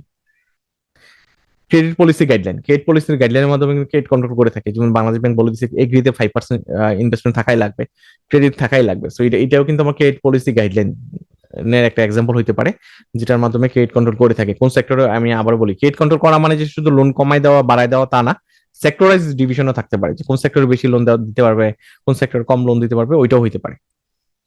5 নম্বর হলো ম্যাক্রো প্রুডেন্সিয়াল রেগুলেশন। আমার ম্যাক্রো প্রুডেন্সিয়াল রেগুলেশন ওরা নেয়, যে পুরো ওভারঅল ইকোনমি, যেমন করোনার সময় করা হয়েছিল। করোনার সময় কিন্তু আমার স্পেশাল কিছু লোন দেওয়া হয়েছিল কোনো সেক্টরকে বাঁচা রাখার জন্য। ওইটা হলো ম্যাক্রো প্রুডেন্সিয়াল রেগুলেশনের একটা এক্সাম্পল হতে পারে। সো এই পাঁচটার মাধ্যমে সে কি করে, ক্রেডিট কন্ট্রোল করে থাকে। ক্রেডিট কন্ট্রোল করার মূল কথা হলো যে বেশি ক্রেডিট দিবা তুমি না কম ক্রেডিট দিবা, ওইটা মিনিং করা। Goal of monetary policy, monetary policy goal, আমরা মানিটারি পলিসি এত কথা বলছি। গোল আমরা সবাই জানি যে এটা ইনফ্লেশন কন্ট্রোল করে, ইকোনমিক গ্রোথ এনশিওর করে, আমার এক্সচেঞ্জ রেট মনিটর করে থাকে, মানি এবং ক্রেডিট এবং ফাইন্যান্সিয়াল স্টেবিলিটি এনশিওর করে থাকে, ঠিক আছে। সো এবং আপনি এটাতে এমপ্লয়মেন্টটা এখানে নাই, এমপ্লয়মেন্ট অ্যাড করতে পারেন, যে এমপ্লয়মেন্ট জেনারেট করে থাকে। সো মানিটারি পলিসির গোল হলো এগুলো। Selective credit control by Bangladesh bank. So credit control আর সিলেক্টিভ ক্রেডিট কন্ট্রোল সেম জিনিস। সো আমরা এই কোশ্চেনটা অলরেডি পড়ে আসছি, যে বাংলাদেশ ব্যাংক কি করে থাকে, সিলেক্টিভ ক্রেডিট কন্ট্রোল করে থাকে। যখন এগ্রিতে আমি বলছি, যেটা এগ্রিতে সে বেশি লোন দেওয়ার জন্য মোটিভেট করে, বাধ্য করে, ওইটা হবে সিলেক্টিভ ক্রেডিট কন্ট্রোল, ঠিক আছে। কোনো স্পেসিফিক সিলেক্টিভ ক্রেডিট কন্ট্রোলের মূল কথা হলো, selective credit control by Bangladesh ব্যাংকের মূল কথা হলো, আমি কোনো স্পেসিফিক সেক্টরকে যদি চাই যে প্রমোট করার জন্য, বেশি লোন দেওয়ার জন্য, হ্যাঁ উল্টারও হইতে পারে, আমি যদি কোনো স্পেসিফিক সেক্টরে লোন কমাইতে চাই, ওইটা হবে সিলেক্টিভ ক্রেডিট কন্ট্রোল। হ্যাঁ, selective credit control. Required security measure for safety of branch, এটা একটা ডিফারেন্ট আলোচনা, খুব সহজ একটা পড়া, যে আমার রিকোয়ার্ড কে সিকিউরিটি, এটা ডিসেম্বর 2022 আসছিল, বিগত বছর কোশ্চেন। সো এটা মূল কথা হলো, আমি কোনো একটা ব্রাঞ্চকে সিকিউর করার জন্য আমি কি কি সেফটি মেজার নিব। সো এটা সহজ কথা, এটা আমরা সবাই পারি, তাই না? আমি কি করবো, আমার ফায়ার আগুন যাতে না লাগে, ফায়ার এক্সটিংশন এনশিওর করবো। আমার আমার ঠিক আছে। তো এই জিনিসগুলাই করবো আর কি, ফিজিক্যাল সিকিউরিটি মেজার, আমি সিসিটিভি ফিট করবো, ফায়ার এক্সটিংশন ফিট করবো, অ্যাসেস কন্ট্রোল আমি কি করবো, আমি দেখবেন যে কিছু আমার ক্যাশে বায়োমেট্রিক থাকে, তারপর ব্যাংকে 4টার পর ঢুকতে দেয় না। সো এগুলো হলো অ্যাসেস কন্ট্রোল, যে আপনি চাইলেই যে ব্যাংকে ঢুকতে পারবেন জিনিসটা তা না। তারপর ক্যাশ সিকিউরিটি, আমার এই যে ক্যাশের বল্টের ভিতরে আবার চাবি থাকে, 2টা করে চাবি থাকে, বোল্ট অনেক শক্ত হয়। সো এই ক্যাশ সিকিউরিটি মেজার গুলো নিয়ে থাকে ওইভাবে। সাইবার সিকিউরিটির জন্য সে হয়তো আমরা এন্টিভাইরাস ইউজ করি, আমরা সব যারা ব্রাঞ্চে চাকরি করি, এখানে যারা আছেন ব্রাঞ্চে যারা চাকরি করি, আমরা এন্টিভাইরাস ইউজ করি। তো এন্টিভাইরাস কেন ইউজ করি, যাতে সাইবার সিকিউরিটি ব্রিচ না হয়, যাতে আমার কম্পিউটারে কেউ ঢুকতে না পারে, ঠিক আছে। তারপর হলো রিস্ক ম্যানেজমেন্ট, আমার যে আদার যে রিস্ক ম্যানেজমেন্ট গুলো আছে, আমরা এগুলো করে থাকি আমার ব্রাঞ্চের সেফটির মেজারের জন্য। এবার একটা ইন্টারেস্টিং পড়ায় আসছি, একটা ব্যাংকিং ব্যবসা কি কি ব্যবসা করতে পারে, এলাউল বিজনেস ফর ব্যাংকিং কোম্পানি, একটা ব্যাংকিং কোম্পানির জন্য কি কি ব্যবসা এলাউ করা হয়, বাংলাদেশ ব্যাংক কি ব্যবসা এলাউ করে, কি ব্যবসা করে না। এটা কিন্তু বাংলাদেশ ব্যাংকের গাইডলাইন অনুযায়ী আলোচনা করতে হবে। আমি আপনাদের খুব সহজ করে দিচ্ছি, আমি যে জিনিসগুলো জানেন আপনি ওগুলোই লেখেন। আপনি ব্যাংক কি করতে পারে, বড়ু করতে পারে, বড়ু করে কিভাবে আপনি ডিটেল লেখেন। সে কি করতে পারে, সিডি অ্যাকাউন্ট খুলতে পারে, এসএনডি অ্যাকাউন্ট খুলতে পারে, এফডিআর করে, ডিপিএস করে। সো বিভিন্ন বোরোইং মানে ডিপোজিটের বিভিন্ন প্রোডাক্টের মাধ্যমে সে বড়ু করে থাকে, এবং সেই ওই টাকা কি করে ল্যান্ড করে থাকে। এই দুইটা কাজই বাংলাদেশ ব্যাংক, এবং তার সাথে সাথে কি শুধু কিছু কমিশন বেস সে বিজনেস করতে পারে, এগুলো এলাও, ঠিক আছে, এগুলো এলাও, এর বাইরে কিন্তু কোনো ব্যবসা এলাও না, এর বাইরে কোনো ব্যবসা এলাও না। আপনি সবাই জানেন, আমি একটু ডিটেল বলি, কোনো ব্যাংক যদি মার্চেন্ট ব্যাংকিং ব্যবসা করতে চায়, ব্রোকারেজ হাউস দিতে চায়, এবং আমি যে অ্যাসেট ম্যানেজমেন্ট আছে অ্যাসেট ম্যানেজমেন্ট দিতে চাই, তখন কিন্তু বাংলাদেশ ব্যাংক সেপারেট এনওসি দরকার হয়। বাংলাদেশ ব্যাংকে তোমাকে অ্যাপ্লাই করার দরকার হয়, যে তুমি অ্যাপ্লাই করার দরকার হয় যে আমি এই ব্যবসাটা করতে যাচ্ছি, তুমি পারমিশন দাও। তখন সেপারেট এপ্রুভাল এনে কিন্তু ব্যবসাটা শুরু করার দরকার হয়। সো এলাউড বিজনেস, আমরা যেটা পড়ে আসছি এলাউবল বিজনেস ফর ব্যাংকিং। সো এটা কিন্তু এলাউবল না, merchant banking, brokerage, asset management, এগুলো কিন্তু অ্যালাউ না। কিন্তু তুমি যদি চাও তাহলে পারবা, কিন্তু তার জন্য তোমাকে সেপারেট এপ্রুভাল লাগবে। Restriction on removal of document, record and document, আমি ব্যাংকের ডকুমেন্ট যেগুলো আছে এগুলো কি ইচ্ছা করলে আমি রিমুভ করে ফেলতে পারবো, ছেড়ে ফেলতে পারবো। হ্যাঁ। সো আমার প্রথম বুঝতে হবে রেকর্ড কোনগুলো, ডকুমেন্ট কোনগুলো। রেকর্ড গুলো হইলো আমি যে আমার যে মাদার যে সফটওয়্যার আছে, কোর্স সফটওয়্যার যে রেকর্ড গুলা, এই জিনিসগুলা। তারপর ডকুমেন্ট কোনগুলো, আমি যে অ্যাকাউন্ট ওপেনিং ফর্ম পূরণ করতেছি, আমি যে লোন দেওয়ার সময় যে ডকুমেন্ট গুলো মেনটেন করতেছি, এগুলো ডকুমেন্ট। সো এগুলোর ডকুমেন্ট কি, এই ডকুমেন্ট গুলো ব্যাংকের অফিসের বাইরে নেওয়াটা আইনগতভাবে বাধা আছে। কোনো একটা একটা ব্যাংকের ডকুমেন্ট দেশের বাইরেও যেতে পারবে না, এবং অফিসের বাইরে নেওয়া যাবে না, এটা হলো আইনগত রেস্ট্রিকশন। এটা একটু জানলেই হবে, ঠিক আছে, একটু জানলেই হবে। আমরা এখন একটা ডিফারেন্ট আলোচনায় চলে আসতেছি যে আমার আমার কি যে component of capital according to Bessel 3। আমরা এখন একটা পুরা পড়াটা বেসেল নিয়ে পড়বো। সো পুরা পড়াটা বেসেল নিয়ে পড়বো। বেসেল নিয়ে আমরা অনেকবার পড়ছি, আপনারা যেহেতু লজ এন্ড প্র্যাকটিস পড়তেছেন, সো বেসেল নিয়ে কিন্তু আমরা অন্য সাবজেক্টেও পড়াশোনা করছি। ঠিক আছে, আমরা সবাই বেসেলের মনে হয় সবাই বেসেলের সাথে পরিচিত হওয়ার কথা। সো আমরা বেসেলের চ্যাপ্টারটা একটু দ্রুত পড়বো, ঠিক আছে? সো বেসেলের আমার প্রথম কথা হলো রেগুলেটরি ক্যাপিটাল। আমি যদি একটু ডিটেল ভিউ পয়েন্টে বলি, আমার একটা সময় বেসেল 1 ছিল, তারপর 2 আসছে, তারপর 3 আসছে। তো 1 এর পরে 2 3 কেন আসছে? বেসেল যে কমিটি ওরা মনে করছে যে বেসেল 1 এবং 2 কি এনাফ না, এনাফ না আমার আমার কি করার জন্য, আমার এনাফ না আমার আমার এই ক্যাপিটালকে প্রোটেক্ট করার জন্য। ব্যাংকগুলা যখন ফাইন্যান্সিয়াল ক্রাইসিস হয় তখন আমার কি প্রোটেক্ট করার জন্য হয়তো ক্যাপিটাল যে বেসেল 1 এবং 2 ছিল ওইটা এনাফ না। এই কারণে কিন্তু বেসেল 3 আসছে, যে বেসেল 3 আরেকটু করা করি, আরেকটু মানে আমার একটু একটু রিজিট, এই কারণে বেসেল 3 আসছে। সো আমাদের আজকের আলোচনার বেসেল 3 এর আলোকে হবে, 1 2 নিয়ে কথা বলবো না। বেসেল 3 এর আলোকে আমার কিন্তু তিনটা পিলার আছে, সো আমরা তিনটা পিলারেও যাব না। আজকে আমরা ফার্স্ট পিলার নিয়ে কথা বলবো, রেগুলেটরি ক্যাপিটাল নিয়ে কথা বলবো। ঠিক আছে, রেগুলেটরি ক্যাপিটাল নিয়ে কথা বলবো। বেসেল এর পিলার হলো তিনটে, একটা হলো রেগুলেটরি ক্যাপিটাল, তারপর দুই নম্বর হলো মার্কেট ডিসিপ্লিন। ঠিক আছে, তো আমরা ওই ওই ওই ওই পিলার গুলোতে যাবো না, আমরা শুধু আজকে ফার্স্ট পিলার রেগুলেটরি ক্যাপিটাল নিয়ে কথা বলবো। তো রেগুলেটরি ক্যাপিটালের কম্পোনেন্ট গুলো কি কি আমরা খুব সহজে দেখি, যে আমার রেগুলেটরি ক্যাপিটালের কম্পোনেন্ট দুই ভাগে ভাগ করা হয়েছে, টায়ার 1 ক্যাপিটাল, টায়ার 2 ক্যাপিটাল। আপনি এইভাবে মনে রাখেন, আমার রেগুলেটরি ক্যাপিটালকে দুই ভাগে ভাগ করা হয়েছে, টায়ার 1 ক্যাপিটাল, টায়ার 2 ক্যাপিটাল। ঠিক আছে, আমি আবারও বলতেছি, রেগুলেটরি ক্যাপিটাল দুই ভাগে ভাগ করা হয়েছে, tyre 1 capital, tyre 2 capital. Tyre 1 কে আবার দুই ভাগে ভাগ করা হয়েছে, common equity tyre 1 capital, additional tyre 1 capital. So আমি টায়ার 1 ক্যাপিটালকে গুইং কনসার্ন ক্যাপিটাল বলতেছি, টায়ার 2 ক্যাপিটালকে গন কনসার্ন ক্যাপিটাল বলতেছি। সো এখন কোশ্চেন থাকতে পারে গুইং কনসার্ন কেন, গন কনসার্ন কেন? আমি বলি টায়ার 1 হলো গুইং কনসার্ন ক্যাপিটাল, যেটা অনন্তকাল ধরে চলতে থাকে। সো গোয়িং কনসার্ন নাম থেকে বোঝা যাচ্ছে অনন্তকাল ধরে চলতে থাকে। তো আমরা সবাই জানি টায়ার 1 ক্যাপিটাল হলো পেড আপ ক্যাপিটাল। যদি এক্সাম্পল ধরি, পেড আপ ক্যাপিটাল কি একসময় শেষ হয়ে যায়, আমি ফেরত দিয়ে দেই মালিকদেরকে? দেই না কিন্তু। পেড আপ ক্যাপিটাল কিন্তু কখনোই কোম্পানি জীবিত অবস্থায় যতদিন আসে না কেন ততদিন কিন্তু ফেরত দেওয়া হয় না। এই যে আমার পেড আপ কে কখনোই আমি মালিকদের ফেরত দিই না, এই কারণে কিন্তু গুইং কনসার্ন বলা হচ্ছে, গুইং কনসার্ন বলা হচ্ছে। আর টায়ার 2 কে গন কনসার্ন কেন বলা হচ্ছে? টায়ার 2 এর একটা কোম্পানি হলো সাবরেনেট বন্ড। সো সাবরেনেট বন্ড কিন্তু 7 বছরের জন্য ইস্যু করা হয়, 7 বছর পরে ভিতরে কিন্তু আমার থার্ড ইয়ার থেকে আমি রিডেমশন শুরু হয়, রিপেমেন্ট শুরু হয়, 7 বছর পরে গিয়ে এটা জিরো হয়ে যায়, পুরো টাকা আমি রিপে করে দিচ্ছি। এটা কিন্তু গন কনসার্ন, একটা সময় গিয়ে গন হয়ে যায় আর কি, নাই হয়ে যায়, এই কারণে এটাকে গন কনসার্ন বলা হয়। আপনি টেকনিক্যালি এইভাবে মনে রাখতে পারেন, এটা বইয়ের কথা না, আপনার মনে রাখার সুবিধার জন্য বললাম। হুম, তো আমরা কিন্তু ডিটেল আলোচনা করবো এখানে, যেমন tyre 1 capital, tyre 2 capital, tyre 1 কে আবার দুই ভাগে ভাগ করছি, common equity tyre 1 capital, additional tyre 1 capital. তো আমরা কিন্তু কম্পোনেন্ট গুলো ডিটেল আলোচনা করবো। প্রথম হলো কমন ইকুইটি টায়ার 1 ক্যাপিটাল, যে ফার্স্টের যে প্রথম পার্টটা যে ছিল, যে টায়ার 1 ক্যাপিটালের আমি দুই ভাগ করছি, কমন ইকুইটি আর এডিশনাল। সো আমি প্রথমে শিখবো কমন ইকুইটি গুলা কি কি। সো কমন ইকুইটির প্রথম কথা হলো পেড আপ ক্যাপিটাল, যে আমার মালিকটা যে টাকা দিচ্ছে। দুই হলো নন রিপেয়েবল শেয়ার প্রিমিয়াম অ্যাকাউন্ট। আমরা সবাই জানি গ্রামীণ ফোনে আইপিও করছেন কিনা এখানে, আমি জানি না। গ্রামীণ ফোন যখন মার্কেটে আসে তখন 70 টাকা প্রিমিয়াম নিয়ে আসে। তো এই যে আমার 10 টাকা শেয়ারে 70 টাকা প্রিমিয়াম নিচ্ছে, ওই টাকা কিন্তু গ্রামীণ ফোন কখনোই মালিকদের ফেরত দিবে না, শেয়ার হোল্ডারদের ফেরত দিবে না, ওইটা রিজার্ভে থেকে রেখে দেয় ওরা। সো এই ওই যে অ্যামাউন্টটা, যে টাকাটা ফেরত দিবে না, আমার ফেস ভ্যালু 10 টাকা, প্রিমিয়াম নিচ্ছে 70 টাকা, যেটা কখনোই ফেরত দিবে না, ওইটা হলো 2 নম্বরে যায়, নন রিপেয়েবল শেয়ার প্রিমিয়াম অ্যাকাউন্টে যায়। 3 নম্বর হলো স্ট্যাটুটরি রিজার্ভ। আমার আমরা কিন্তু প্রত্যেকটা ব্যাংক, বাংলাদেশ ব্যাংক বাধ্য করে তুমি তোমার আর্নিং এর একটা পরিমাণ রিজার্ভে রাখা লাগবে, স্ট্যাটুটরি রিজার্ভে রাখা লাগবে। ওই অ্যামাউন্টটাকে আমি স্ট্যাটুটরি রিজার্ভ বলতেছি। যার নাম হলো জেনারেল রিজার্ভ। জেনারেল রিজার্ভও কিন্তু আমার আর্নিং এর 20%, হয়তো 20% আমার কি করতে হয়, আমি সেপারেট করে আমার রিজার্ভে রাখা দরকার হয় সিকিউরিটির কারণে, সেফটির জন্য। এটা আমার জেনারেল রিজার্ভ। আমি এখানে একটা জিনিস বলে রাখি, জেনারেল রিজার্ভ এবং জেনারেল প্রভিশন দুটাকে এক করবেন না। প্রভিশন হলো লোনের এগেনস্টে রাখা হয়, আমি 100 টাকা লোন দিলাম, আমি 1 টাকা প্রভিশন রাখতে হয়।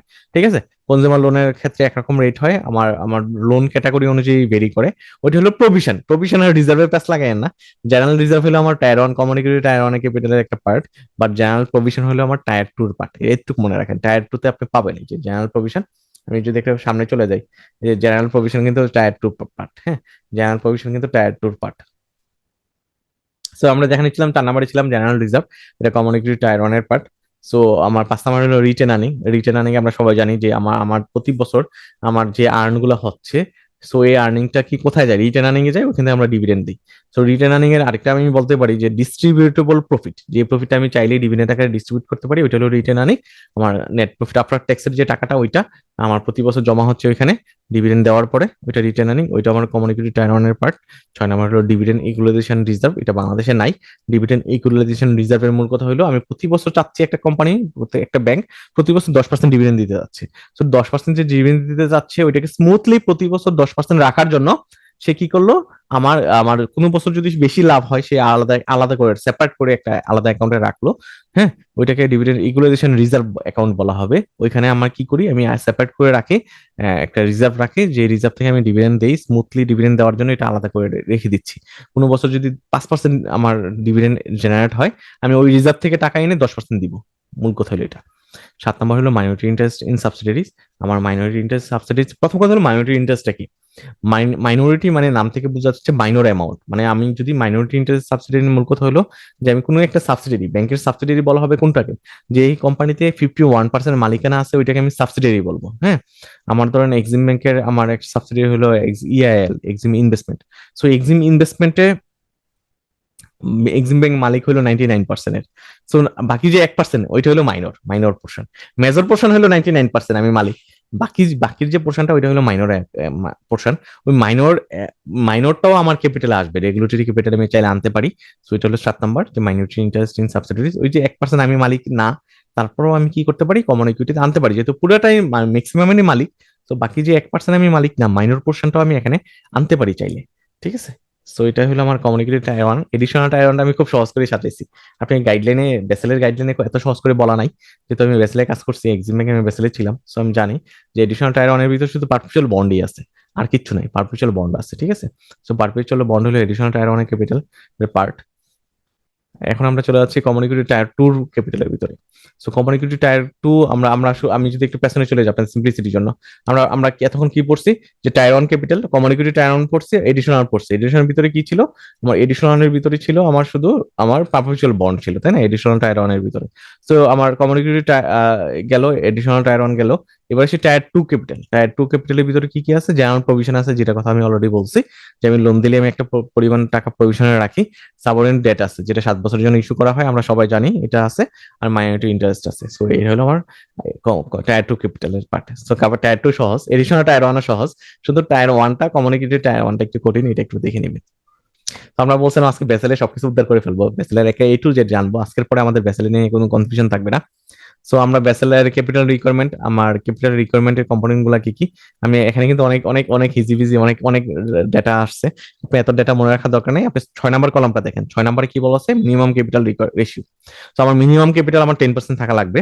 আর minimum capital plus capital conservation buffer, আমার বাফার থাকা লাগবে 2.5%। সো এই হলো 12.5%। আমরা সবাই জানি বাংলাদেশে বেসেল যে 3, ওই বেসেল 3 গাইডলাইন অনুযায়ী কোনো একটা ব্যাংকে 12.5% তার রিকোয়ার্ড ক্যাপিটাল রাখা লাগবে। তার রিকোয়ার্ড ক্যাপিটাল রাখা লাগবে 12.5%, একটু মনে রাখলেই হবে।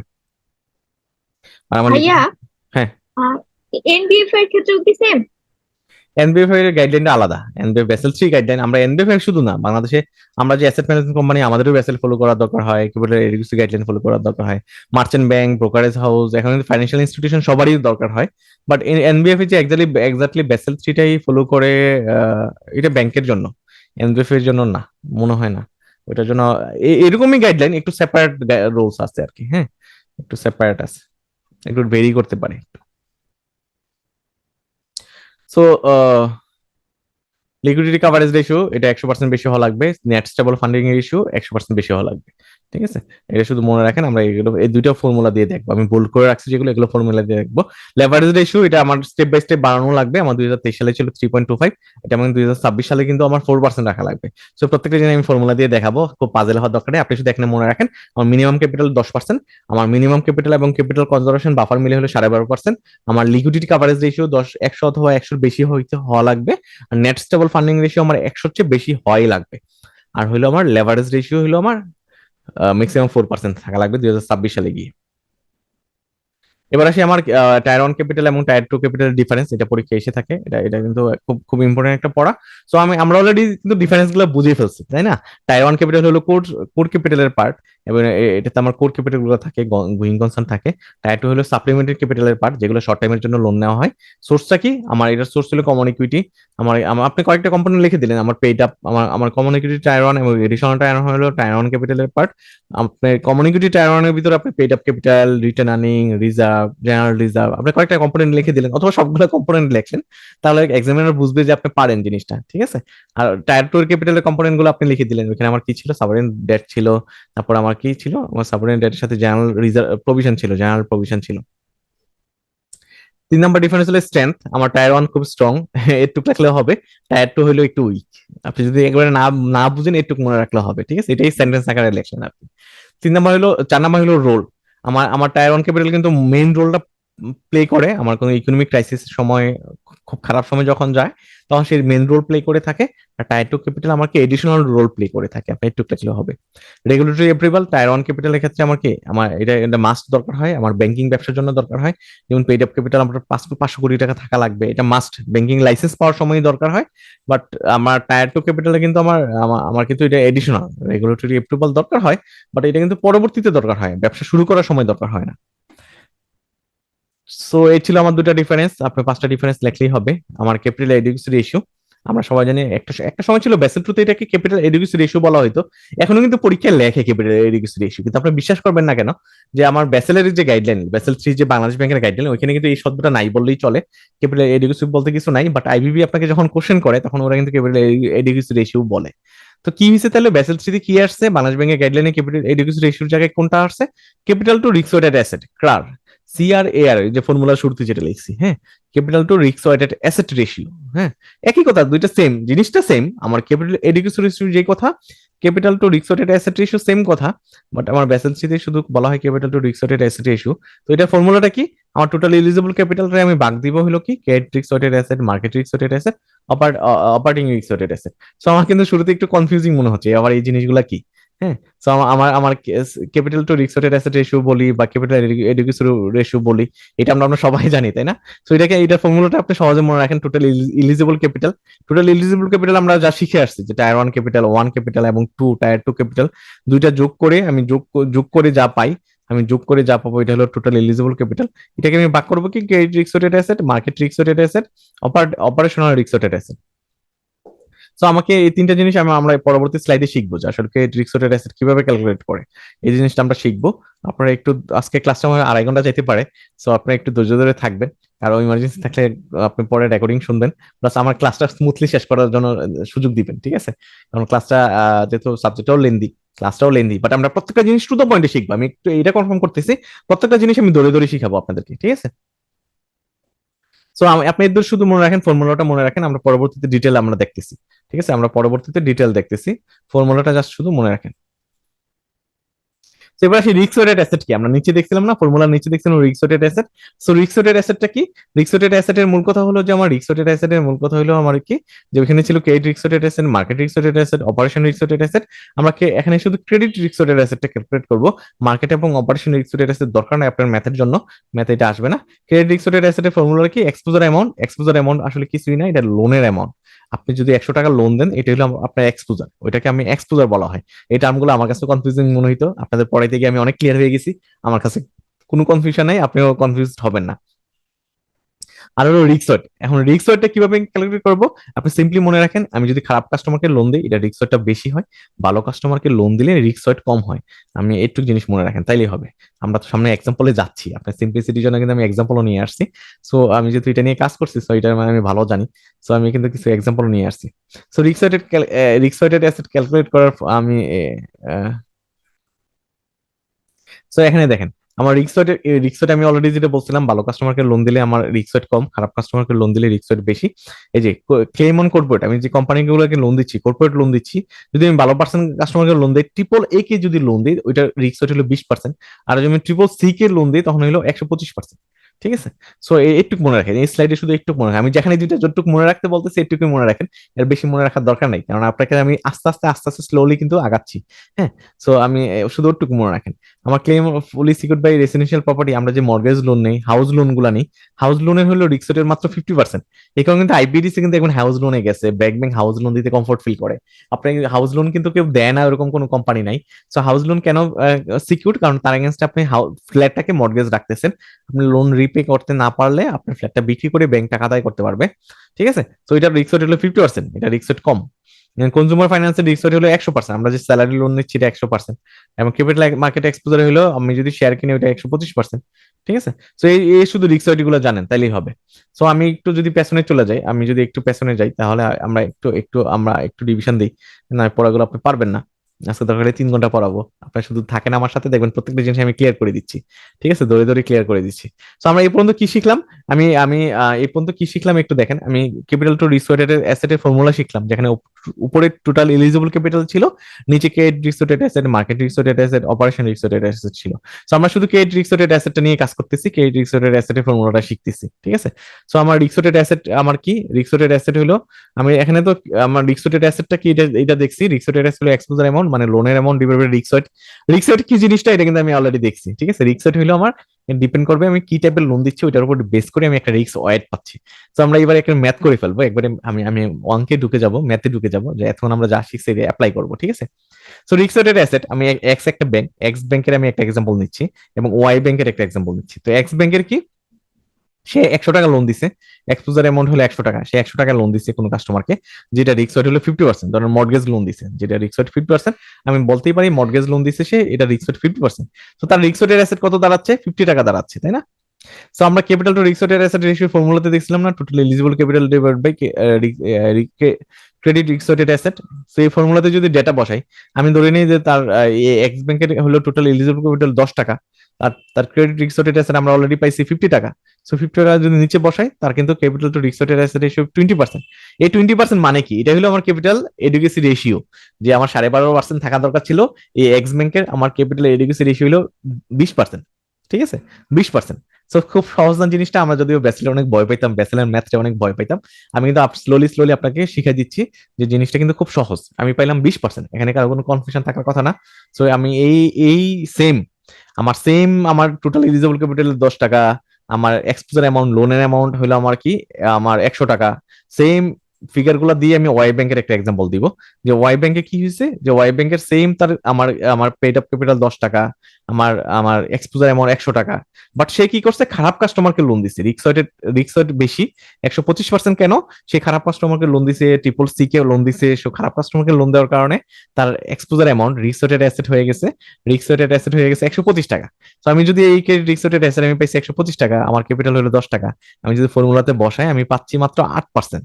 দেখেন, আমি আগের এক্সাম্পলে খুব ভালো ব্যাংক, মানে এক্স ব্যাংক ছিল, আমি ভালো কাস্টমারকে লোন দেওয়ার কারণে আমার আমার ক্যাপিটালের রেশিও হচ্ছে 20%।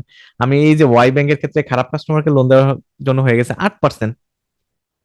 সব ব্যাংক কি করে, বাংলাদেশের সব ব্যাংক কি করে, শুধু ক্যাপিটাল বাড়াইতে চায়, যে টোটাল ইলিজিবল ক্যাপিটাল এটা বাড়াইতে চায়।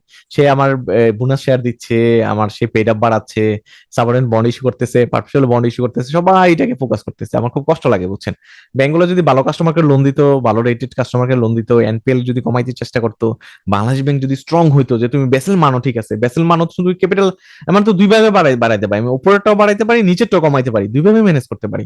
তো যদি রুলস গুলো এরকম হইতো, তুমি নিচেরটা কমাও, তুমি ভালো কাস্টমারকে লোন দাও, তুমি ভালো কাস্টমারকে লোন দিলেও তো তোমার কি হয়, তোমার ক্যাপিটাল রিকোয়ারমেন্ট ফুলফিল হয়ে যায় অল্পতে। তো আমরা এইদিকে যাই না, আমরা আসলে অন্ধের পিছে দৌড়াচ্ছি সবাই, আমরা মার্জার ইকুইজিশনে যাচ্ছি, এসে বলা ঠিক হবে কিনা আমি জানি না, আমার এই ক্লাসটা হয়তো ফেসবুকে যেতে পারে। তো আমি জানি না ঠিক হবে কিনা, কিন্তু আমরা যেটা করার দরকার ওইটাও করতেছে, ওইটাও চেষ্টা করতেছে বাংলাদেশ ব্যাংক গভর্নমেন্ট, বাট ওইটা আরেকটু স্ট্রংলি করা দরকার, আরেকটু স্ট্রংলি করা দরকার। যদি স্ট্রংলি করতোই তাহলে এই পজিশন হইতো না, এখন আমার এনপিএল এর রেট 12% ক্রস করতো না। ঠিক আছে? সো এই ছিল খুব সুন্দর একটা এক্সাম্পল, এই ম্যাথটা আসলে এই ম্যাথটাই আসে। সো আমরা সেম জিনিস দিয়ে আমি বুঝাইছি যে আমার আমার কি করতে পারি, আমরা ভালো কাস্টমারকে লোন দিয়ে কিভাবে আমি কি করতে পারি, ব্যাংকের ক্যাপিটাল রেশিও হাই করতে পারি। হাই করতে পারি। তো এবার আমরা লিকুইডিটি, বেসেল 3 শুধু ক্যাপিটাল এডিকুইটি রেশিও নিয়ে কনসার্ন না, শুধু ক্যাপিটাল নিয়ে কনসার্ন না, সে কিন্তু লিকুইডিটি নিয়েও কনসার্ন। কারণ বেসেল 3টা আসছিল 7 সালে ফাইন্যান্সিয়াল 10-এর কারণে। তো ওইখানে কিন্তু আমার লিকুইডিটি একটা বড় ইস্যু ছিল। আমার ব্যাংকের ক্যাপিটাল ঠিক আছে, বাট সেই কাস্টমারের ক্লেম যদি পে করতে না পারে, ডিপোজিটের টাকা যদি ফেরত দিতে না পারে, মানুষ কিন্তু ট্রাস্ট হারায় ফেলে, ওই ব্যাংকের টাকা হুমড়ি খেয়ে ফেলে, সবাই টাকা তোলার জন্য হুমড়ি খেয়ে পড়ে। তো তখন কিন্তু ব্যাংকগুলো বিপদে পড়ে যায়, রান আউট হয়ে যায়। ঠিক আছে, রান আউট হয়ে যায়। সো লিকুইডিটিটা এনশিওর করা জরুরি। সো লিকুইডিটিতে আমরা তিনটা রেশিও শিখবো, লেভারেজ রেশিও শিখবো, এলসিআর শিখবো, এনএসএফআর শিখবো। ঠিক আছে, লিকুইডিটি কভারেজ রেশিও এবং net stable funding ratio. So এগুলো ডিপে যাওয়ার দরকার নেই, আপনি খুব খুব ডিপলি পড়ার দরকার নেই। আপনি শুধু ফর্মুলাটা জানেন, ফর্মুলার ইলাবোরেশনটা জানেন। সো আমার এলসিআর, আমার আমার লিকুইডিটি কভারেজ রেশিওর মূল কথা কি? লিকুইডিটি কভারেজ রেশিওর মূল কথা হলো stock of high liquid asset, যে অ্যাসেট গুলো আমার হাই লিকুইড, আমার ক্যাশ ভোল্টেজ সিআরএসএলআর ফর্মে যেগুলো মেনটেন করতেছি, বাংলাদেশ ব্যাংকের বোল্টে যে টাকাগুলো আছে, আমার বোল্টে যে টাকাগুলো আছে, ট্রেজারি বিল বন্ড ফর্মে যে টাকাগুলো আছে, এইগুলো এখানে আসবে, উপরে আসবে। আর নিচে আসবে হলো net cash outflow over next 30 calendar day. So আমি 30 ক্যালেন্ডার ডেতে নেক্সট আমার 30 দিনের ভিতরে কত টাকা আউটফ্লো হবে, এটা কিন্তু আমি মেজার করতে পারি। আমার এফডি এর ম্যাচুরিটি কয়টা আছে, আমার লোনের স্যাংশন করা কয়টা আছে, ওইগুলো তো ডিসবার্সমেন্ট হবে, তাই না? সো এই মেকানিজম অ্যাপ্লাই করে আমি এটা ক্যালকুলেট করে আমাকে বের করতে হবে যে 100% অথবা 100% বেশি টাকা লাগবে। আমার যদি বেশি না থাকে আমি নন কমপ্লাইট হয়ে যাব, বাংলাদেশ ব্যাংক আমাকে পেনাল্টি করবে, আমাকে কোয়ারি করবে। সো এটা ছিল এলসিআর এর মূল কথা। আর এনএসএফআর এর হলো সেম এলসিআর এর মতোই। ঠিক আছে, ডিফারেন্স হলো এখানে, ওইখানে ছিল আমার নেট স্টেবল, আমার লিকুইড, এখানে হলো স্টেবল। ওইখানে ছিল নেট লিকুইড ফান্ড, এখানে হলো স্টেবল ফান্ড। ঠিক আছে, stable fund, available amount of stable ফান্ডের সাথে আমি ডিবেট করবো কাকে? Required amount of stable fund. তো অ্যাভেলেবল অ্যামাউন্ট অফ স্টেবল ফান্ডের ভিতরে কি আসবে? পেড আপ ক্যাপিটাল আসবে, রিটার্ন আর্নিং আসবে, এই জিনিসগুলো আসবে। আর আমার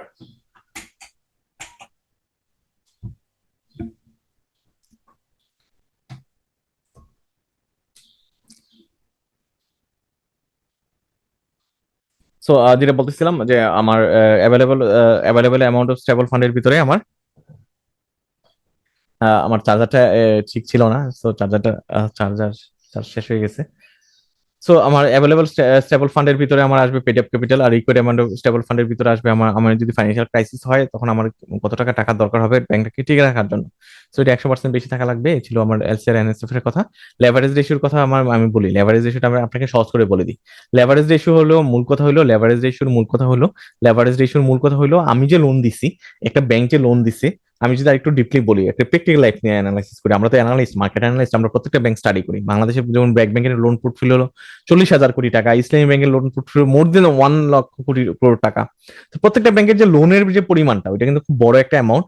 সো ওই লোনের অ্যামাউন্টের ভিতরে আমার যে 40,000 কোটি টাকা বলতেছি, 40,000 কোটি টাকার ভিতরে মালিকের কত টাকা আছে পেড আপ, বা আমার শেয়ার হোল্ডার ইকুইটি, মানে মালিকের আমি পেড আপ ক্যাপিটাল বলি। ঠিক আছে, পেড আপ ক্যাপিটাল, যে টায়ার ওয়ান ক্যাপিটালের যে কোম্পানিগুলো, ওইগুলো মিলে আমার পুরো লোনের ভিতরে মালিকের কত টাকা আছে ওইটা মেজার করা হয় লেভারেজ রেশিওর মাধ্যমে। আমি আবারও বলতেছি যে পুরো যে আমার লোন আছে, আমার যে আমি যত টাকা লোন আছে, এটা 20,000 কোটি টাকা হইতে পারে, 30,000 কোটি টাকা হইতে পারে, একটা ব্যাংকের পুরো লোনের ভিতরে মালিকের কত টাকা আছে, টায়ার ওয়ান ক্যাপিটাল কত টাকা, ওইটা মেজার করা হয় লেভারেজ রেশিওর মাধ্যমে সিম্পলি। এখানে কিন্তু ওয়েট, আমি এক্সপোজারে কিন্তু ওয়েট দিচ্ছি না, আমি খারাপ লোন দিচ্ছি না, ভালো লোন দিচ্ছি, ওইগুলো আমি মেজার করতেছি না। আমি শুধু লোনের অ্যামাউন্ট কি করবো, টায়ার ওয়ান ক্যাপিটাল দিয়ে লোনের অ্যামাউন্টকে ভাগ করবো, এটা হলো আমার আমার আমার লেভারেজ রেশিও। এটা আমার হওয়া লাগবে 4% হওয়া লাগবে 26 সালের ভিতরে। আমার 4% হওয়া লাগবে 26 সালের ভিতরে। পড়াগুলো কিন্তু সহজ, আপনি যদি সহজ করে চিন্তা করেন। আপনি যদি জটিল করে যদি আপনি মানে পড়েন, যেমন লেভারেজ রেশিও, হ্যাঁ লেভারেজ রেশিও ফর্মুলা হলো time on capital divided total exposure. এভাবে আপনি যদি একটানা পড়তে থাকেন, আপনার মাথা কিচ্ছু ঢুকবে না, মনেও থাকবে না। আপনি যদি লজিক্যালি চিন্তা করেন, আপনি যেহেতু আমরা যেহেতু সবাই ব্যাংকার, আমাদের বয়স হয়েছে, সত্যি কথা ব্রেনে অনেক কিছু মনে থাকে না। সো আপনি মনে না থাকে না, এটা কিন্তু প্রবলেম না।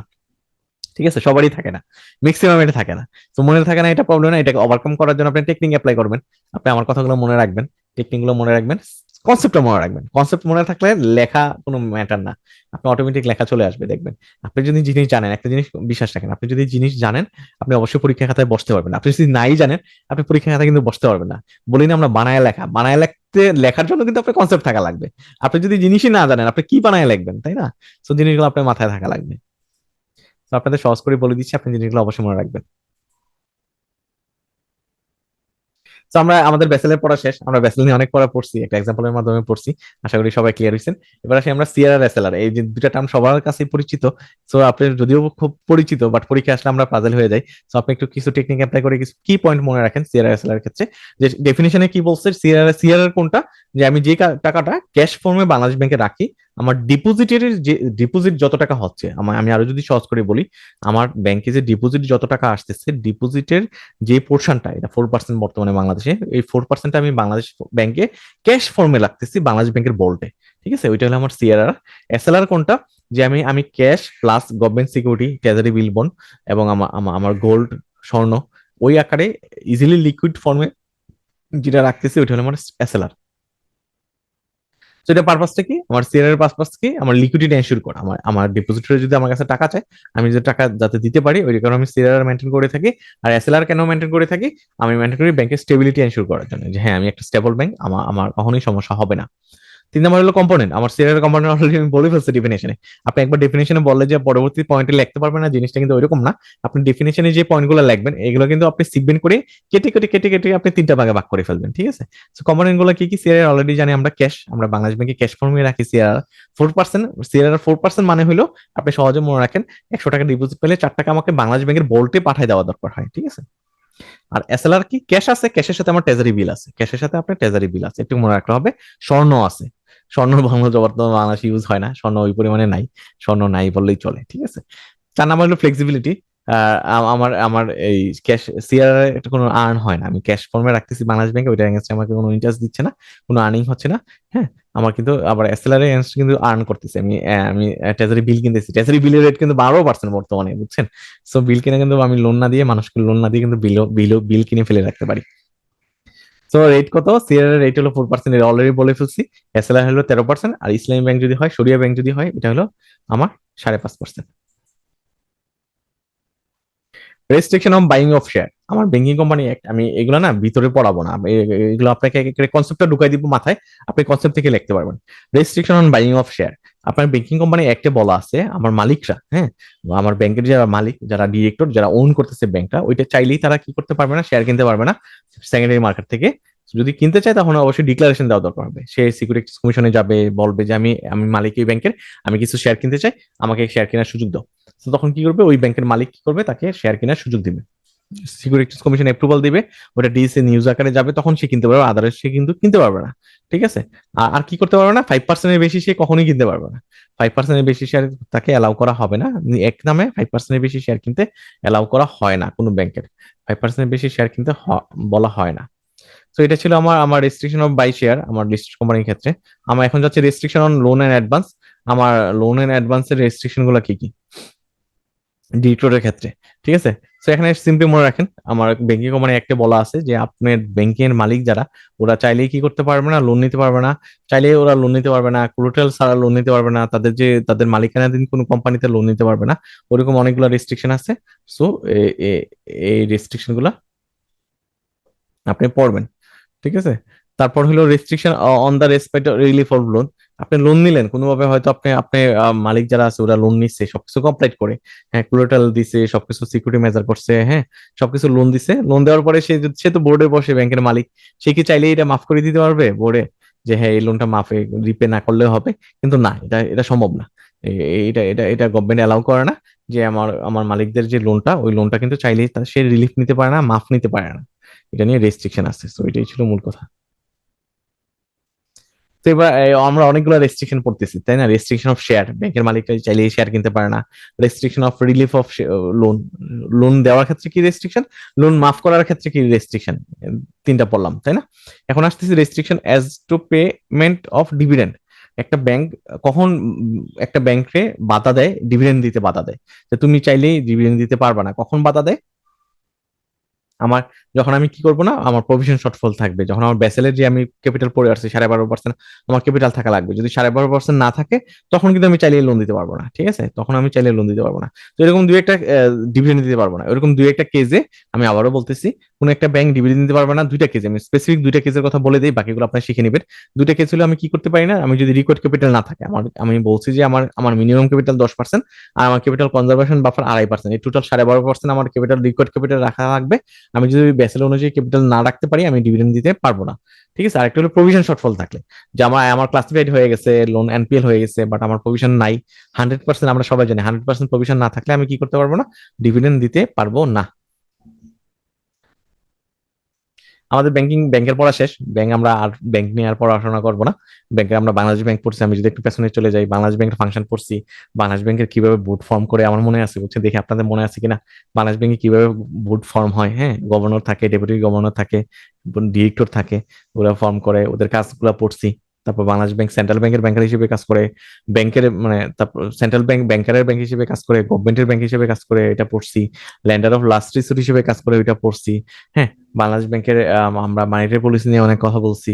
সো আমরা অনেক কিছু পড়ছি। সো ব্যাংকের পড়াশোনা শেষ, আমরা এখন চলে যাচ্ছি ফাইন্যান্সিয়াল ইনস্টিটিউশন, লিজিং কোম্পানির পড়ায় চলে যাচ্ছি। হ্যাঁ, লিজিং কোম্পানির পড়ায় চলে যাচ্ছি। As per financial institution act 1993, leasing company অ্যাক্টে কি বলা হয়েছে, লিজিং কোম্পানি অ্যাক্টে বা ফাইন্যান্সিয়াল ইনস্টিটিউশন অ্যাক্টে বলা হয়েছে যে আমার আমার এই অ্যাক্টের বলে কি হবে, বাংলাদেশ ব্যাংক এই অ্যাক্টের বলে আমার কি করবে, লিজিং কোম্পানিগুলো লাইসেন্স দিবে এবং অপারেট করে থাকবে। লিজিং কোম্পানিগুলোকে লাইসেন্স দিবে, অপারেট করে থাকবে, এবং অপারেট করার ক্ষেত্রে তারা কি কি কাজ করতে পারবে, কি কি কাজ করতে পারবে না, ওইগুলো সব একটা বলা আছে। ঠিক আছে, যেমন 2 নম্বর আছে underwriting, investing, reinvesting in stock, bond, securities, এগুলা বলা আছে। Instalment transaction including lease of machinery এবং ইকুইপমেন্ট, লিজিং কোম্পানি এগুলা কি করে থাকে, লিজ দিয়ে থাকে, তাই না? সো এই কাজগুলো করতে পারে। এবং এইগুলা স্পেসিফিকলি আমার লিজিং ফাইন্যান্সিয়াল ইনস্টিটিউশন অ্যাক্টে বলা আছে, ফাইন্যান্সিয়াল ইনস্টিটিউশন অ্যাক্টে বলা আছে। এবার আমরা চলে যাচ্ছি importance of financial institution in context of Bangladesh. আমার বাংলাদেশের পার্সপেক্টিভে স্পেসিফিকলি এই কোশ্চেনটা কিন্তু এসে থাকে। আপনি নর্মালি ধরেন যখন বাংলাদেশ শব্দটা অ্যাড করে দেয় তখন আমরা পাজেল হয়ে যাই। সো আমার ইম্পর্টেন্ট কেন, আমার যদি নর্মালি বলা হইতো যে ফাইন্যান্সিয়াল ইনস্টিটিউশন কেন ইম্পর্টেন্ট বাংলাদেশে, মানে ইম্পর্টেন্ট কেন, ফাইন্যান্সিয়াল ইনস্টিটিউশন লিজিং কোম্পানিগুলো দরকার, এই কোশ্চেন গুলো আমরা পাজেল হই না। যখন বলি যে কনটেক্সট অফ বাংলাদেশ, বাংলাদেশের পার্সপেক্টিভে কেন দরকার, তখন আমরা পাজেল হয়ে যাই। আপনাকে একটা টেকনিক শিখে দিচ্ছি, ওরকম কনফিউজিং টার্ম যখন ইউজ করে না, আপনি যে জিনিসটা জানেন ওইটাই লিখে আসবেন। ও টার্ম ইউজ করছে বলে যেটা অ্যান্সার অন্যরকম হয়ে যাবে জিনিসটা তা না। ঠিক আছে?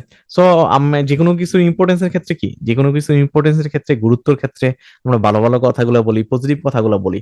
সো আপনি পজিটিভ কথাগুলো এখানে বলবেন যে কি, আমার ইকোনমিক ডেভেলপমেন্টের জন্য লিজিং কোম্পানি দরকার, পভার্টি এলিভেশনের জন্য দরকার, ফাইন্যান্সিয়াল ইনক্লুশনের জন্য দরকার, এমপ্লয়মেন্ট অপরচুনিটি জেনারেট করার জন্য দরকার আমার। ঠিক আছে, এই যে এই 3টা কারণে, এই 4টা কারণে কিন্তু আমার কি করা দরকার, লিজিং কোম্পানি দরকার। এই 4টা কারণে আমার লিজিং কোম্পানি দরকার আছে। সো এগুলো ছিল ইম্পর্টেন্ট, পড়াগুলো খুবই সহজ। আমি এই কারণে একটু দ্রুত যাচ্ছি, যেহেতু আজকে আমরা অনেক কিছু কভার করব। সো অনেক কিছু কভার করার জন্য কিন্তু আমি স্লোলি গেলে কিন্তু কভার করতে পারবো না। So licensing of financial institution, আপনি এই কোশ্চেনটা খুব শর্ট আকারে আসে। সো আমার ফাইন্যান্সিয়াল ইনস্টিটিউশন গুলো লাইসেন্স কে দিয়ে থাকে, আর এক কথায় সহজ হলেও আপনি বাংলাদেশ ব্যাংক দিয়ে থাকে, আপনি সহজ কথায় লেখেন। ঠিক আছে, আমার লিজিং কোম্পানির লাইসেন্স কে দিয়ে থাকে, আমার লিজিং কোম্পানির লাইসেন্স বাংলাদেশ ব্যাংক দিয়ে থাকে, লিজিং কোম্পানির লাইসেন্স বাংলাদেশ ব্যাংক দিয়ে থাকে। সো এই লিজিং কোম্পানির লাইসেন্স বাংলাদেশ ব্যাংক দিয়ে থাকে, এই কথাটাই আপনি কি করবেন, এই কথাটাই আপনি ঘুরায় ফেরায় সুন্দর করে বলবেন আর কি। তো বাংলাদেশ ব্যাংক তো এমনি এমনি দেয় না, আপনি এভাবে বাড়াইতে পারেন। বাংলাদেশ ব্যাংক তো এমনি এমনি দেয় না, আমার ফাইন্যান্সিয়াল ইনস্টিটিউশন লাইসেন্সের জন্য তার পর্যাপ্ত পেড আপ ক্যাপিটাল থাকা লাগবে, কোম্পানি আকারে সে ফর্ম করা লাগবে, ডিরেক্টর ঋণ খেলাপি হওয়া যাবে না। সো আপনি এইভাবে কি করবেন, জিনিসগুলো লিখবেন।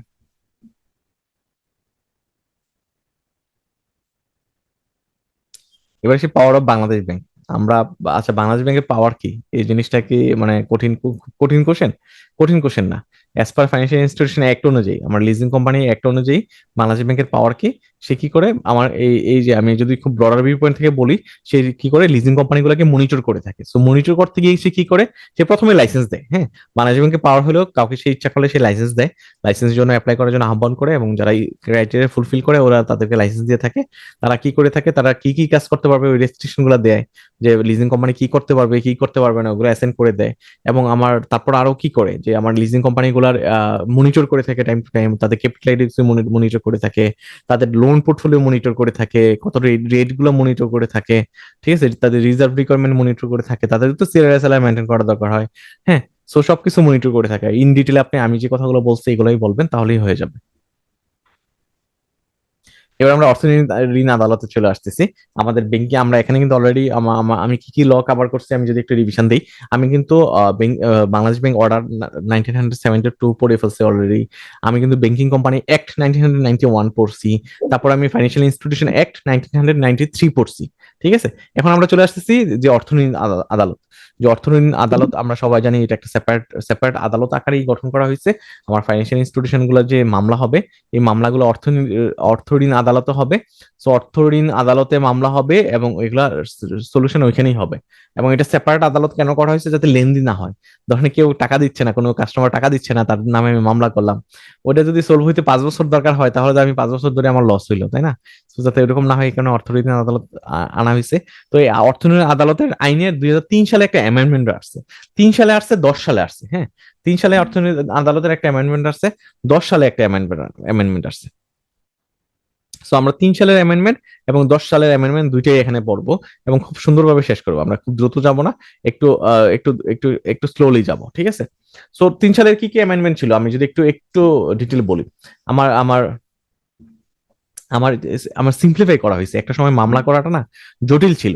2003 সালে অ্যামেন্ডমেন্ট বলছে তুমি সহজেই মামলা করতে পারবা, খুব সহজেই মামলা করতে পারবা। প্রথম প্রথম আমি রেড মার্ক করে রাখছি, procedure for filing of suit simplify করছে, simplification of procedure for filing of suit.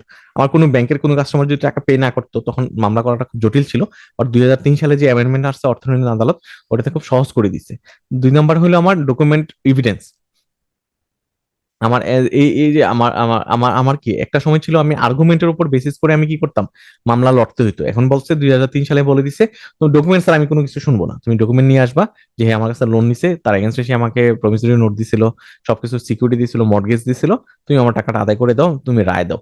ঠিক আছে, অল্টারনেটিভ ডিসপুট রেজলিউশন এটা আগে ছিল না। যে তুমি মামলা করছো, ঠিক আছে, মামলা চলাকালীন সময়েও আদালত কি করে সুযোগ দেওয়া হয় যে তুমি বড়ুয়ার এবং ল্যান্ডার, ব্যাংক এবং ব্যাংকের কাস্টমারের ভিতরে দুজনে বসো, তুমি বসে কোনো সলিউশনে আসতে পারবে কিনা দেখো, সলিউশনে এসে আমাকে বলো, আমি মামলাটা খারিজ করে দিব।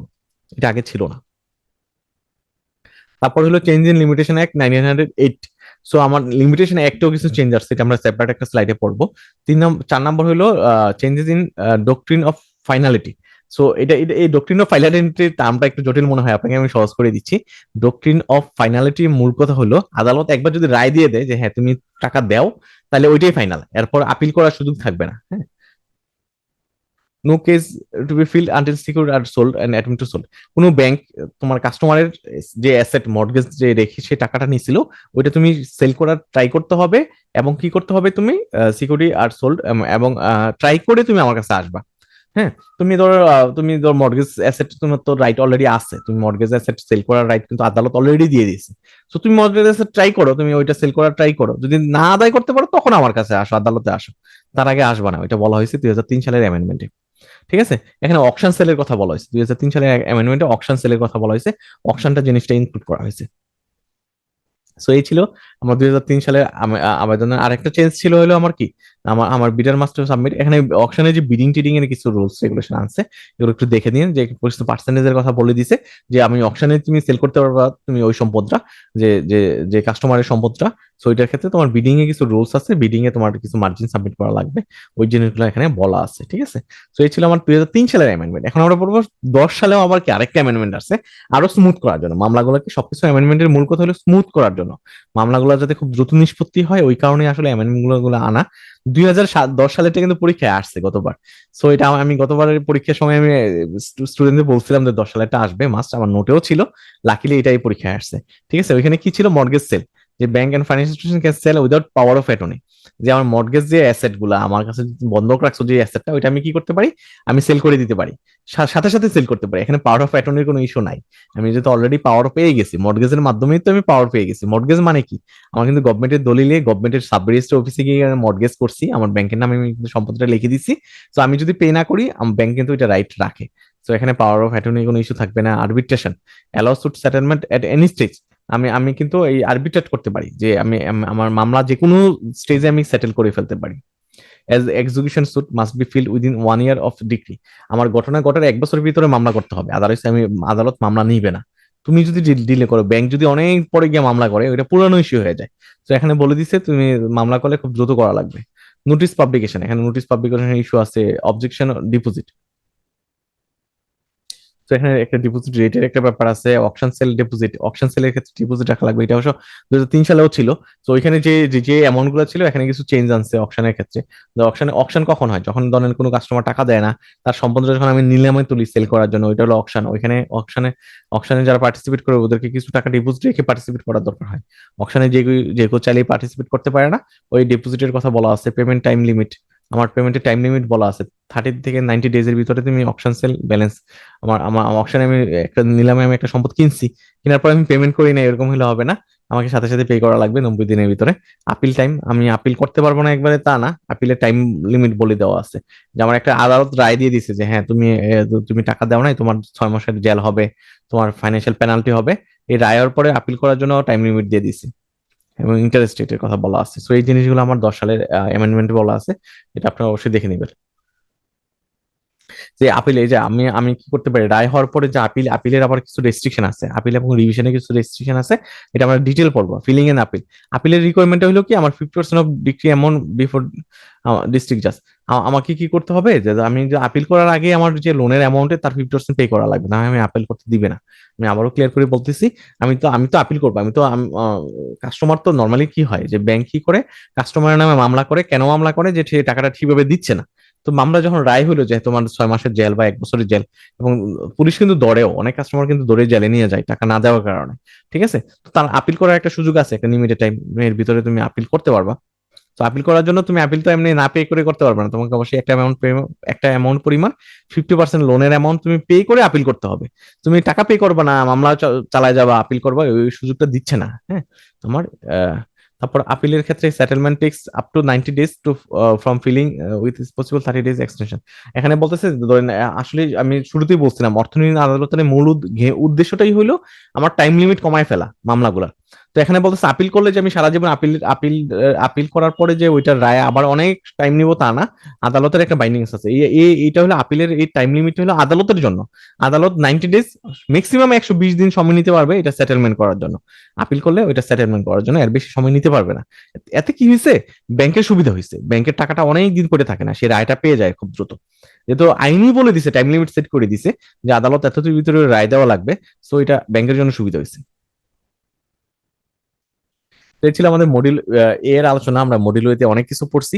সো আমরা মনে হয় একটা বিরতিতে যাওয়ার খুবই দরকার। 1.5 ঘন্টা হয়ে গেছে, আমরা অনেক কিছু পড়ে ফেলছি, একটা না পড়লে মাথায় কিছুই থাকবে না, ওইটাও আমি বুঝি। তো আপনাদের পড়াগুলো অনেক লেন্দি, এখানে একটা কনফ্লিক্টিং জিনিস আছে, আমাকে একটু গাইড করবেন, হ্যাঁ। আমি যদি স্লাইডে কমাই ফেলি না, তখন আপনাদের একটা কমপ্লেন থাকে আমি স্লাইডে অনেক কিছু কভার করি না, ক্লাসে অনেক কিছু কভার করি না। আর স্লাইডে যদি অনেক কিছু বেশি নিয়ে আসে, আপনারা হয়তো একটা কমপ্লেন থাকতে পারে যে আমি অনেক কিছু পড়াচ্ছি। তো এটা ডিপেন্ড করবে আপনাদের উপরে, এই নিয়ে আপনারা অবশ্যই অপিনিয়ন দিবেন, ঠিক আছে। সো আমরা একটা কোশ্চেন এন্ড অ্যান্সার সেশনে চলে যাচ্ছি, দেখি কারো কোনো কোশ্চেন আছে কিনা।